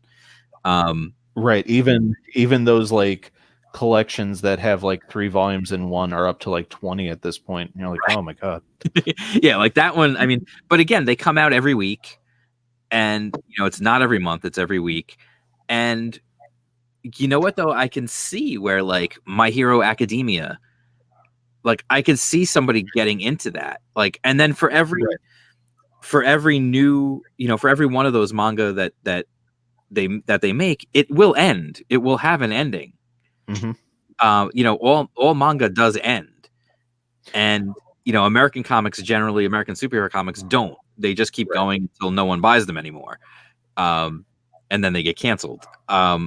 Yeah, and if your older brother or your dad doesn't understand it, well, then it's even cooler. Right. Absolutely. Well, that's absolutely, that's the way kids think. They want things that are their own. Right. But yeah, I can see, and I've often made a case for the idea of whether you want to call it seasons or whatever, but having an end. That's one thing I like about anime is, you know, when I watch an anime, like my favorite anime of all time, Cowboy Bebop, you know, it has a beginning and it has an end. And when they went in, and then when they started making that series, they knew, we're making this many episodes and then it's going to be over. We're telling our story and then we're getting out. And that's something that you don't get in the monthly comics, obviously, in the floppies, because they just keep going and going and going and going. And I think maybe having that end from the beginning, just, it makes the story more powerful because you have a complete story. And a lot of manga goes that way. It has, you know, they may, obviously, if it's popular, they're just going to keep it going. I mean, look at something like Dragon Ball. You know, they'll bring it back. They'll have Dragon Ball, then Dragon Ball Z, then you know, they'll keep bringing it back. But even those have beginnings, middles, and ends. Right. Yeah, and if you start applying that same logic out to like superhero cinema, sure, everybody loves the Marvel movies, but, and, you know, say what you will about like the third movie, but there's a reason why more than a decade later everyone still loves the Nolan Batman films. Like, they're a complete story and they have a beginning, a middle, and an ending. Right. And that's something that most superheroes, let alone an icon like Batman, will never have in any other context. Right. Because you may get like you may get the, you know, something like The Dark Knight Returns or whatever, where it's giving you a glimpse of a future, but is this the actual future of this character, or is this just a possible story? Yeah. You know, you don't get that, like, no, this is the story, this is the beginning, this is the middle, this is the end, and now the story is over. Right. And maybe one day we will revisit this character, but maybe we won't. Mm-hmm. You know, and that's one thing. And I get it. I understand why they don't operate that way.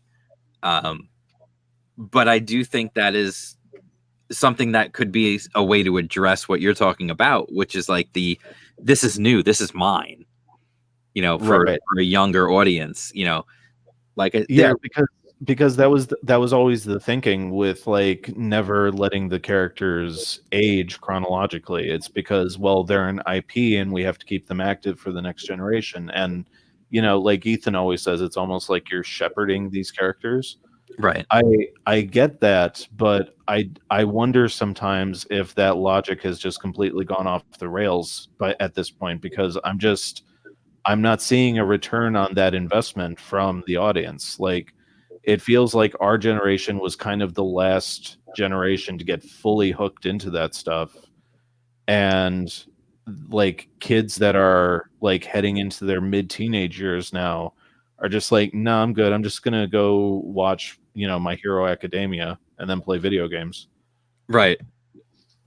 Yeah, no. And it's funny because I do read manga as well. I'm one of the few 40-something-year-olds who actually reads manga. Right. And and first of all, I have the Shonen Jump subscription, which is a great deal. It's so good, man. $2 a month. That's a stupid amount of content for that money. It really is. $2 a month and you got all that stuff it's like ridiculous. It's almost too much. Right. But I started because when I got that, I said, you know what? Let me see what this is about. So I jumped into My Hero Academia, and it's really good.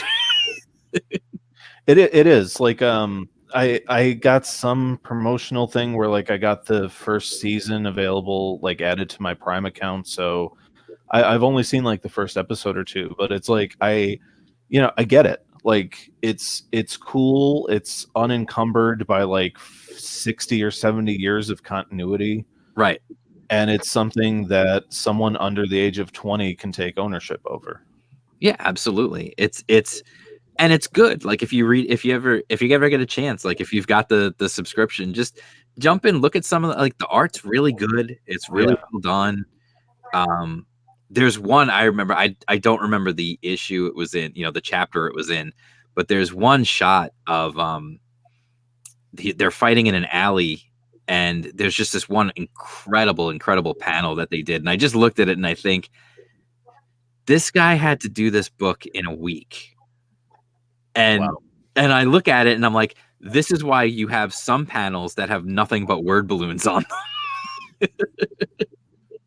Like, because he was spending so much time doing this page that like he needed to cut out some other stuff. Wow.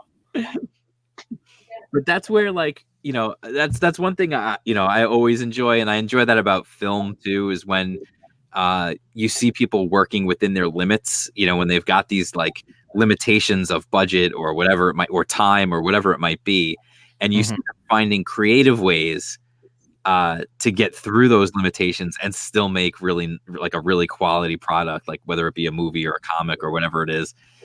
Video games also. I mean, when you hear about the limitations of when they were making the old 8-bit games, the clouds in Super Mario Brothers are the bushes. Right. They just changed color because they had so much limitation on memory and like things like that. Like I love that kind of stuff when you see ingenuity get forced into being, when you having to use ingenuity to overcome limitations. I love that. And that's what you see that with the manga, just because of that breakneck schedule that they have to work at. Yeah. Yeah, I mean, like, and even when you would look at the greats like, Kirby and Ditko and Romita, like they were operating on ridiculous schedules too, because they were sometimes doing 2 or 3 books a month. So they were essentially on 1 week schedules too. Right. And even in there, like you can see so much ingenuity, and I'm not trying to like, stand on like an old man soapbox right now, but like I feel like the descendants of those artists have kind of aged out of monthly comics and are now doing their own stuff either through Image or just pure self-publishing. And you've got these people who are in their 20s to very early 30s producing artwork that just screams that they don't care. Right. And I don't see any of the ingenuity or creativity or drive that I saw even as recent as like 5 or 10 years ago. Oh yeah, no, you used to see. I mean, it's funny because when obviously I really looked up to guys like Jim Lee and Todd McFarlane and that whole crew, because that was right in my wheelhouse of growing up and being into comics. So the whole Image thing and all of that was, I bought all sorts of less than stellar books just because they were Image books and the art looked good, but the story was god awful. Right. I just like maybe a couple of years back, like I said, when I started to get back into drawing, I started looking online and I see Jim Lee posting tutorials on how to draw. And I see Todd McFarlane posting tutorials on how to do hands and how to do feet and all this other stuff. And I'm just like part of me is just in awe of the world that we live in, where I can literally get lessons from some of the greatest comic book artists of my lifetime. Right. For free. Right. Like here I am, like I went to the American Academy of Art 4 years, learned nothing. And like now, like that I've put in all the work to like, teach myself basically. Now I have easy access to stuff. It's like, damn it. But yeah, no, I feel like if I can go online and I can find these amazing, even like Ethan on his streams, when his videos, he used to do the portfolio reviews. Right. Those things are worth those things are basically like, an art school education in and of themselves. Totally. And I would watch those things over and over and just learn just from watching. And it's crazy to me that there's so many of these amazing artists putting out this stuff to help you learn. And then you see professional artists, because they're getting paid, putting out work where Captain Marvel's face is literally 2 dots. Like it's her face and then there's 2 black dots for her eyes. Right. Like what? Like that's what you're going with, and that you're calling that panel done. Right. Okay. Like, but that's the thing. Like I just, again, and that just is what makes you feel like there's no pride in any of it. And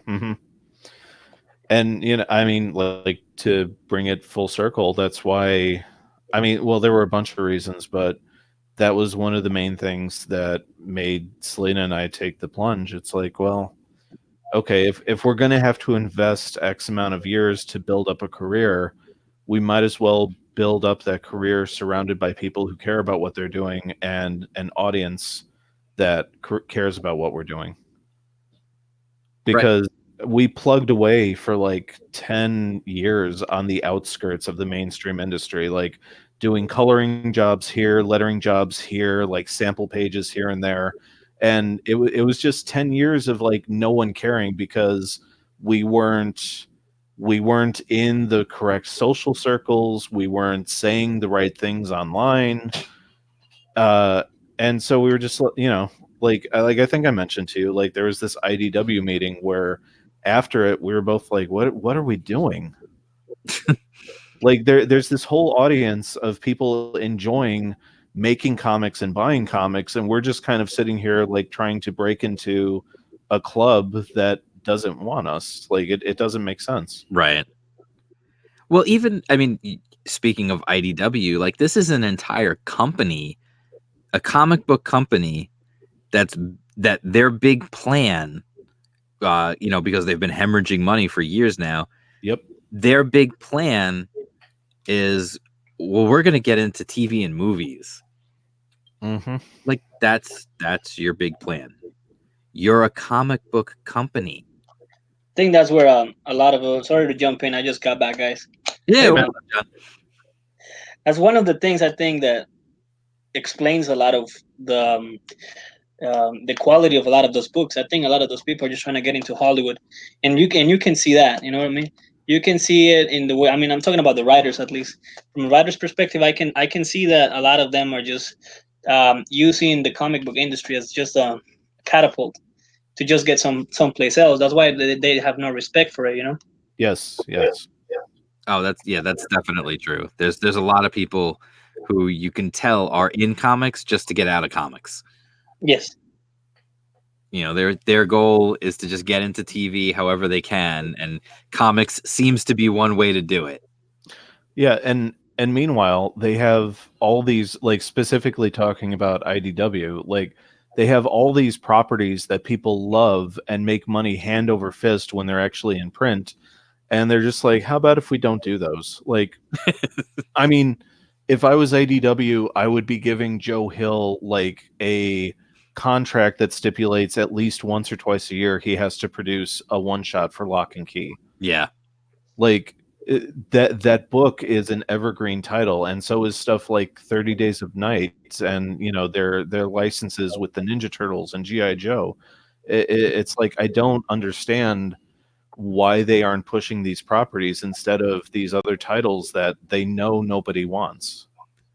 Well, and that's the funny thing is I would love to buy a good Transformers comic. Sure. I would love to, because I love the Transformers. They were a huge part of my life growing up.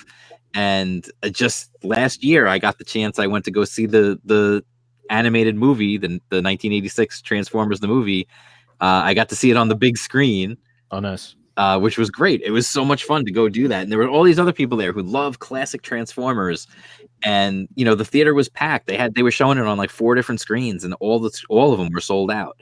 Like, clearly there's people there who want to see like good Transformers stories. Right. With those with the original G1 Transformers. And you've got the license. And you still can't get that right. Right. Like, I'd kill to write, you know, a monthly Rocketeer comic, but they're just sitting on that license and doing absolutely nothing with it. Well, and then the GI Joe books, you know, every time they try to launch a new GI Joe book, they all look awful. I don't know what they're like. Right. Like, and like, you know, they just kind of put Larry Hama off in a corner, and like, yeah, his book is still happening, but they don't promote it or advertise it at all. Like, at this point, it has to be one of the longest running licensed comics ever. Oh, it's got to be. But again, like, nobody cares and nobody mentions it. Right. Because again, IDW's big plan to get themselves out of debt is, we're going to get into TV and movies. Right. Again, you're a comic book company. Don't be ashamed to be in the comics business. Mm-hmm. It's a shame, man. It's a shame. They have the access to such good properties, and they're doing nothing with it. You know, I said, I was talking about Alterna, and I was saying how the big difference you see with Marvel and DC, and for some reason with IDW as well. With Marvel and DC, they're owned by giant conglomerates. You know, they don't need to, you know, if the comics aren't selling that well, they're not going to go out of business. Now, eventually they're going to cross a line, and someone at one of those big companies is going to say, shut it down. Right. Yeah. But for now, they're still able to do whatever they're going to do. If you're a company like Alterna, you make all your money off of selling comic books. Mm-hmm. So what that means is you're going to put everything you have into making the best comics that you can make and trying to get them to sell as much as you possibly can. Because that's where that's what keeps the lights on. Yeah. When you're owned by a giant conglomerate and you're just making comics because it's just a thing, like, you're not worried if, oh well, this latest reboot of Captain Marvel just tanked. Oh well. You know, if something tanks at Alterna, Peter's going to be upset and figure out how to make it right, because they got to keep the lights on. Right. You know, and you can see the difference in the way that he's running his business and the way that Marvel and DC are doing theirs. And for some reason, IDW seems to act, they sort of act like they are owned by a giant conglomerate, and they're not. And so they keep losing money. Right. Well, I mean, they have angel investors, but I mean, at a certain point, those investors are going to start being like, "Wait, you might as well just be burning our money." Right. Like at some point, everybody's going to want a return. That's what investing means. Right. Right. You know, they're going to want a return on those investments. And if your big plan in making comics is not to make better comics and and figure out a way to sell your comics, but your big plan is to spend more money to try and make original like TV shows or whatever, like what? That makes no sense. Right. Not only that, but I feel like a lot of that goes into the disrespect that a lot of these people show to the readers. You know, I don't know if you guys remember, like the early Marvel comics, probably like Daredevil, things like that. And you know, the writers used to put like a number or a PO box where kids could write or say what they thought about the comic or where they could improve. You know. Mm-hmm. Nowadays, he's just like, well, you don't like us, then fuck you. You know what I mean? And they're still saying it to kids. Well, it's funny because that same conversation I mentioned earlier when I was talking to my daughter, I was talking about the letters pages, and I was talking about how, you know, Marvel used to have a thing where they had, you know, first of all, they had a sense of humor about themselves. And it was a whole thing where if they did something in an issue that maybe didn't quite make sense, or it kind of broke continuity a little bit or whatever, the fans would write letters into the letters page and try to come up with some reason to explain why, oh no, it actually does make sense. And, right. You know, and then they would give them the no prize. Right. You know, nowadays I feel like if you wrote in and said, you know, I noticed that, you know, so and so did this and that's really out of character for them, or they're not supposed to be able to do that, well, they wouldn't even get to the point where you then explained it. They would just be like, oh, you're a bigot. Right. That's the go-to for them anyways, you know. I mean, no criticism is valid for them because I guess they think they're perfect or something. And, you know, it's a shame. Absolutely. No, it's terrible. It's terrible. Like, you know, everybody used to have a sense of humor about what they were doing, and everybody would be able to take criticism and you know, kid with one another and have a good time and still make, you know, and still put their heart into it and make quality stuff. And now, like, you can't even make a joke anymore. Right. Yeah. Criticism is so important for bettering yourself, though, you know. Absolutely. Yeah, no, absolutely. You will never get better if no one's pointing out where you've made your mistakes. You know, thank God that, you know, engineers get, you know, when they're in school, people are marking their answers that are incorrect, because I really don't want engineers who just got like, hey, oh yeah, no, it's close enough. Right. I don't want those people building bridges and buildings. Right. Well, engineers don't have this luxury though that a lot of these companies have, and it's the name. You know, the name behind a lot of those characters, a lot of those properties, a lot of those stories. People are familiar with them. I think that for now they have been able to get away with a lot of that. You know, a lot of poor quality work, and it's just because, you know, everybody knows a lot of these superheroes. Everybody knows a lot about these characters and so on and so forth. So people will still so money will still be pouring in. Basically, that's what I'm saying. But I'm pretty sure that as the sales continue to decline, you know, they're not gonna be able to hide the fact that the stories are garbage anymore. You know. No. Right. So. Yeah. I definitely think at some point we're gonna hit this. There's somewhere there is someone at Disney and there's someone at AT&T who has a spreadsheet in front of them, and there's gonna be there's a line, and as soon as they cross that line, that's the signal to just shut it down. Right. Like that's what it is. I mean, and Disney has done this before. You know, people act like this is like, oh, they'll never do that. Are you kidding me? Have you followed Disney's adventures in video games? Because Disney originally they licensed out all their stuff, and that's how you got the great DuckTales game from Capcom on the NES and all that. And then they decided they were going to start making their own games. So they opened their own game studio. They hired their own staff. They made the whole thing, and they made a few games. Some were successful, some weren't. And even though like Disney Infinity was successful for them, they still said, it's not really enough. We can make way more money just by licensing out our properties. And Right. they cut it. They shut it all down. They hit that line when they did their analysis, and they said, nah, it's not worth it. They shut it down. And then they went and they licensed out all their properties to EA and whoever else is doing their stuff. Yeah, it's business. And they have a history of doing this.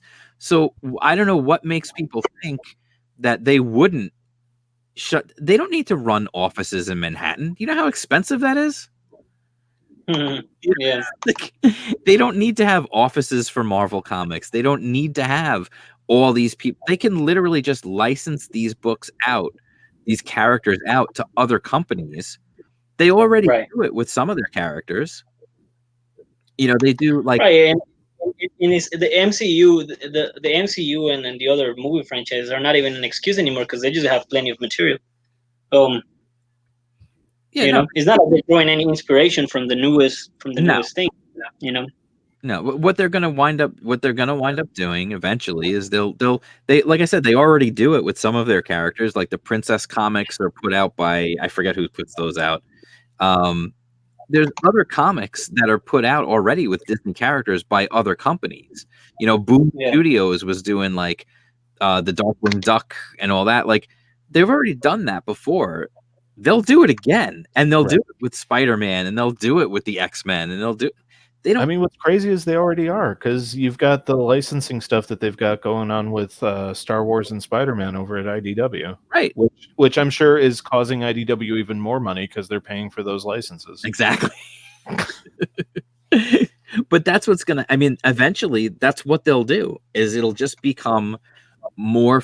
It'll be more financially beneficial to them to simply license out Spider-Man and, you know, the X-Men and whoever else they want to do to another company.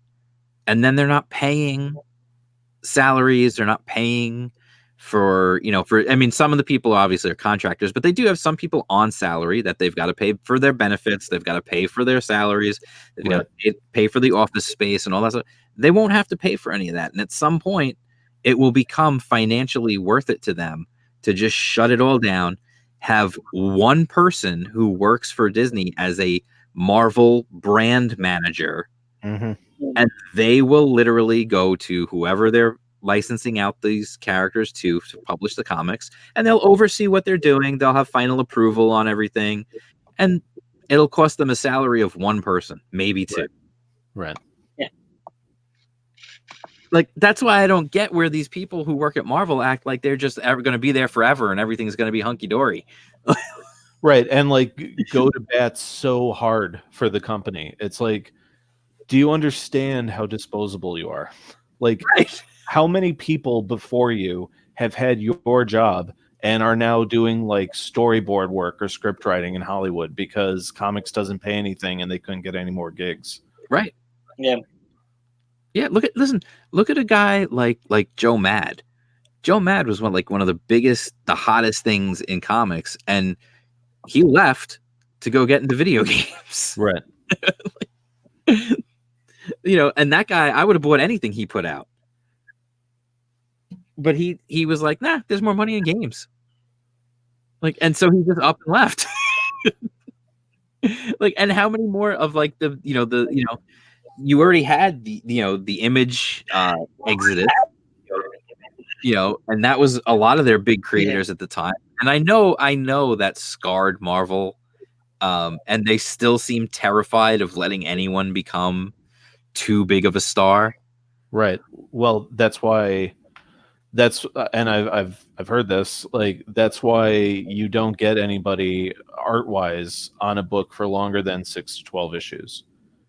It's because Marvel sees it as, if you're left on a book to just do that book, the character and the look and style of the book becomes synonymous with your art, and you can start demanding more money. So they just You know, that's why with like the Rebirth titles and the New Age of Heroes stuff, it was like, well, here's so and so doing 4 issues of this, then they're going to move to this title and do 2 issues, then it's a fill-in.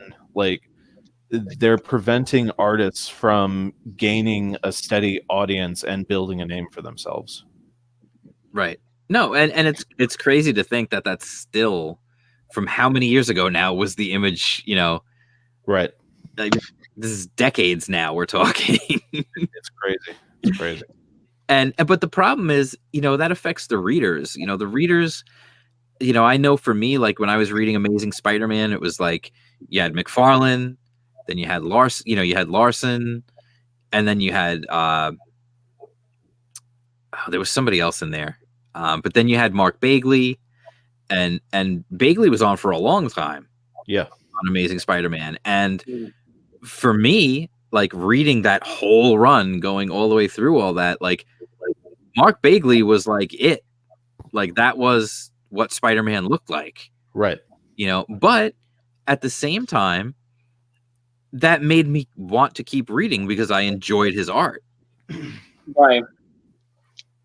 You know, it wasn't like, you know, it I don't know. It just seems so strange because you still had other Spider-Man books going on at the same time. They always had more than one going anyway. So it was just very strange to me to have like to do that, to be like, oh well, you're gonna have this like inconsistency of art because every couple of issues, like every 4 or 5 issues, it's gonna be someone new. Whereas years ago, it used to be a treat when someone new would pop in and like maybe do a fill-in or whatever. Like you got to see like, oh, it's gonna be cool to see how this guy draws Spider-Man. You know, Right. Like that's what was fun, was when you got to see like somebody's news interpretation on it. But you could still then, you know, you still knew like, well, this is the baseline. You know, like you know what you were gonna get like month to month. So it's definitely, I don't know, it's just such a strange thing when there's no runs anymore. Like nobody has long runs on comics anymore. Like you used to have these like No, they don't. Yeah, you used to have these legendary runs, you know, where an artist and a writer working together, sometimes for, you know, years on the same book. And it was like you could take those and now you know, and you would look at those and people still talk about some of these runs. Like they'd be like, oh, you know, I collected this whole run or you know, whatever, or they're going to put out a trade of this run. You got to check it out. Like, because now they put everything in a trade. It doesn't really matter. There's nothing special about a trade being released because they literally put out trades of everything now. Oh, you yeah. know? So it's not like years ago. I've moved from like being a single issues guy to like just a trades guy. Yeah. Yeah. I've stopped completely with Marvel and DC. Like I got sick of it. And well, you can't really follow up anymore. I mean, you really have to buy a lot of books to understand, you know, just one single plot. I mean, look at the newest thing with the what's the name, Captain Marvel thing. I mean, I actually read the first book and I was surprised that there was nothing there. You know, at the very end, she gets her power somehow. It's never explained, and I guess you're supposed to read the second issue. And I'm like, no, this is garbage. Why am I supposed to read this? You know what I mean? Yeah, like the stuff that, I mean, I haven't bought a Marvel book since Lemire's run on Moon Knight ended, I think. Okay. Yeah. And like I'm down to just like 2 or 3 DC titles, and I know that those are all going to get canceled soon, so soon it'll be 0.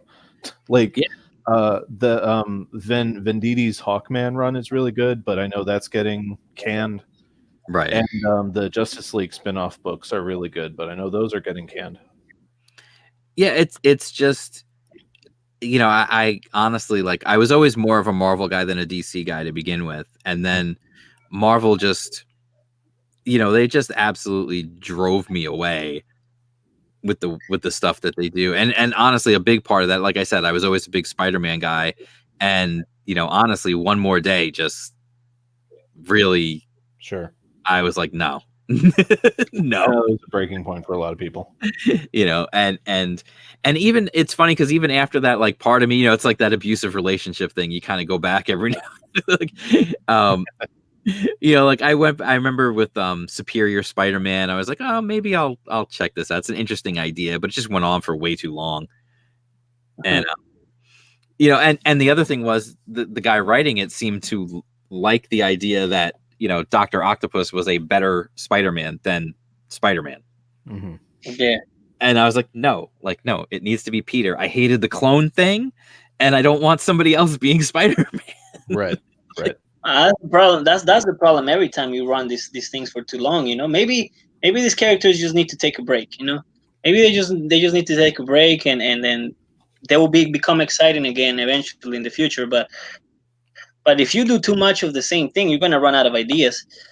And you know what? It's crazy because to me, honestly, the best depiction of Spider-Man that I've seen, the best, like even in comics, talking about comics and movies and everything, is from the video game, from the latest video game that they had. I forgot what the name was. Oh, but that was I've heard a lot of good stuff about that game. That's the best. That's the best Spider-Man I've seen. It's a shame, you know. I enjoy. The old books being impactful. You know, they had something to say, but now it's nothing there. Mm-hmm. Yeah, like I said, I was always a big Spider-Man fan. I hated the whole clone thing; that annoyed me. But I got through that because eventually we got Peter back. So, but then, like, you know, like I said, like one of the things, it's funny because even as a kid reading, you know, one of the things they talked about is like, well, kids couldn't relate to Peter Parker being married and all that. And like, one of the things I loved as a kid reading Spider-Man was the fact that he did eventually marry Mary Jane. Like, and I was a kid. Like, this was not like adult me reading this. This was kid me reading this. And it was like inspirational in a way. It was like, or even like aspirational. It was like, here's this guy. His life is always a mess. There's always all kinds of crap happening to this poor guy. And yet he's saving people's lives constantly. He's got his job and he's got his dream, his love of his life. He's married to her now. He's building this life even despite all the hard things he's had to go through. And as a kid, that's like, reading that as a kid, I found that like something to aspire to. You know, so like when they start saying like, well, kids can't relate to a married, you know, whatever, like, what are you talking about? Like, that makes no sense, because kids look up to people. Kids look up to adults, even if they don't want to admit it. They look up to adults. Like, why do so many kids, like, I know as a kid, I used to love like the old grizzled character. Whenever there would be like, you know, here's the old, you know, grizzled, withered war veteran with the scars and everything else. Like, I always loved those type of characters. Sure. How did that relate to me as a kid? It didn't. It was but now you're getting into the real sticky of it, because like a lot of this stuff I feel comes down to like the narcissism that people in our generation and people slightly younger than us have, of like, it always comes down to this question of like, but how does it relate to me? And it's like, two of my favorite characters in fiction are Adama from Battlestar and Ripley from Aliens. Like, they couldn't be further removed from me. Right. Like, why do I have to see myself in them to be able to connect with them as fictional characters? Right. You don't. You can be literally 180 degrees different from that character and still love that character. Right. But unfortunately, I guess I don't know if there's people now who can't, or if it's just that the people who are creating it can't, and so they have to insert themselves into everything. Or if it's a combination of both, and it's this thing of, we're having people raised by artists who are saying to everybody, you need to see yourself reflected in pop culture. And it's like, well, I mean, that kind of happens naturally. But to make it this mandate and to drill into people's heads that they can't enjoy fiction unless their particular fill in the blank is on screen or on the page. I think it does a disservice to culture, and I think it does a disservice to people's imagination. It definitely does. I've had, talking about this whole idea, I've said to people quite a few times, the X-Men when I was growing up were the most popular comic in the world. Right. And why do you think that is? Was it because of the way the people looked? Or was it because everyone at some point in their life can relate to being an outsider? Right. Can relate to being ostracized and feeling, even if it's not really true, but like when you're a teenager, everything's over dramatic, feeling like the world is against you. Well, that's one of the big things I agree with Ethan on. Like, I feel like I'm not a big X-Men fan, but I respect what that property can be. And I think that property is at its best when they're just kind of this nebulous representation of feeling displaced. Right. But when you specifically say, no, this is about minorities, or no, this is about gay people, like they tried doing during the Matt Fraction era like a decade ago, like when you do that, you're automatically saying, and it's not about the rest of you. Right. That's exactly it. That's my point. When it was at its height and it was selling 8 million copies of issue 1, it's because everyone could look at those characters and relate to them in any way that they saw fit. Right. It didn't matter who it was. It didn't matter if it was Cyclops or if it was Storm or if it was Jean Grey or Wolverine. It was irrelevant who it was. Some people are going to like certain characters more than others, of course. But when it comes to just the concept, they never spelled it out. This is what we are. Right. The legacy virus was clearly parallel to the AIDS virus. But they never it wasn't forced on you. You had to see it for yourself. You had to understand, like, this is an allegory. This is not one-to-one. It's almost like you connected with them on a human level instead of an ideological level. Yes, absolutely.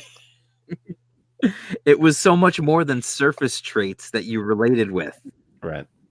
You related with the struggles they were going through, with all the things they were dealing with. That's what you related to. You didn't relate to, well, I am a 5'6" Canadian with claws that pop out of my hands. Right. I've been alive for 90 years. Right. I have the ability to affect the weather, Right. Like, no, of course that's not what you're relating to. You're relating to the stories and the themes. That's why Spider-Man was so popular. Literally, when Stan Lee created that character, he said, I made him a high school kid so that high school kids would relate to him. Right. I made him a high school kid, but he didn't say I made him a high school kid from Queens so that high school kids from Queens could relate to him.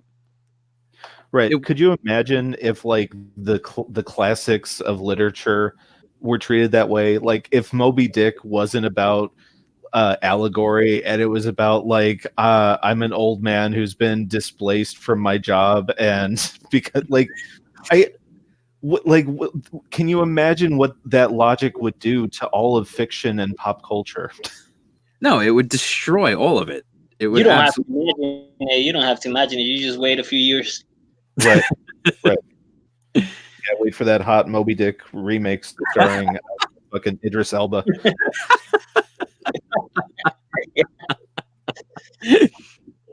Listen, why not? They want to put him in everything else. Yeah. Right. No, they'll make him a woman. Right.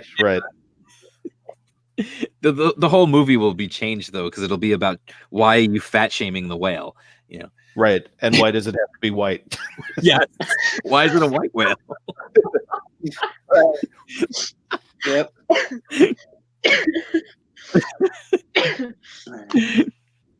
Oh my god! All right, we've been going for like 3.5 hours, and I know I said this was going to be a short. Yeah, we should probably wrap up, guys. So I think we should definitely wrap up. Anybody who's Man, watching, what a who high check, note to wrap up with. and yeah, exactly. We'll get the links are in the description for the Grim Reaper, and the link for The Gods Fear Me are both in the description below. And yeah, I'm pointing again. So definitely check them out. Go back these books. Don't wait. Don't be dramatic. We've had enough drama in the world. Just go back them now, please. Can you do us a favor? And definitely also the sign up. If you want to sign up for Indie Comics Underground, issue 2 is coming out in October. You'll get it first if you sign up for the mailing list. Otherwise, you got to wait for the rest of the plebeians to get it when it comes out on the internet. So Mike, Carla, and John, thank you so much. Thank you Thanks, so much sir. for My having pleasure, us. man. Thank you for having us, man. Absolutely, great. anytime. Yeah, anytime. You guys are welcome back anytime. Cool. All right. So I'll talk Appreciate to I'll talk to you guys soon. Everybody out there, thanks for watching. Don't forget to back these books. Links are in the description, and I'll talk to you guys soon. Peace out. Later. Peace, man.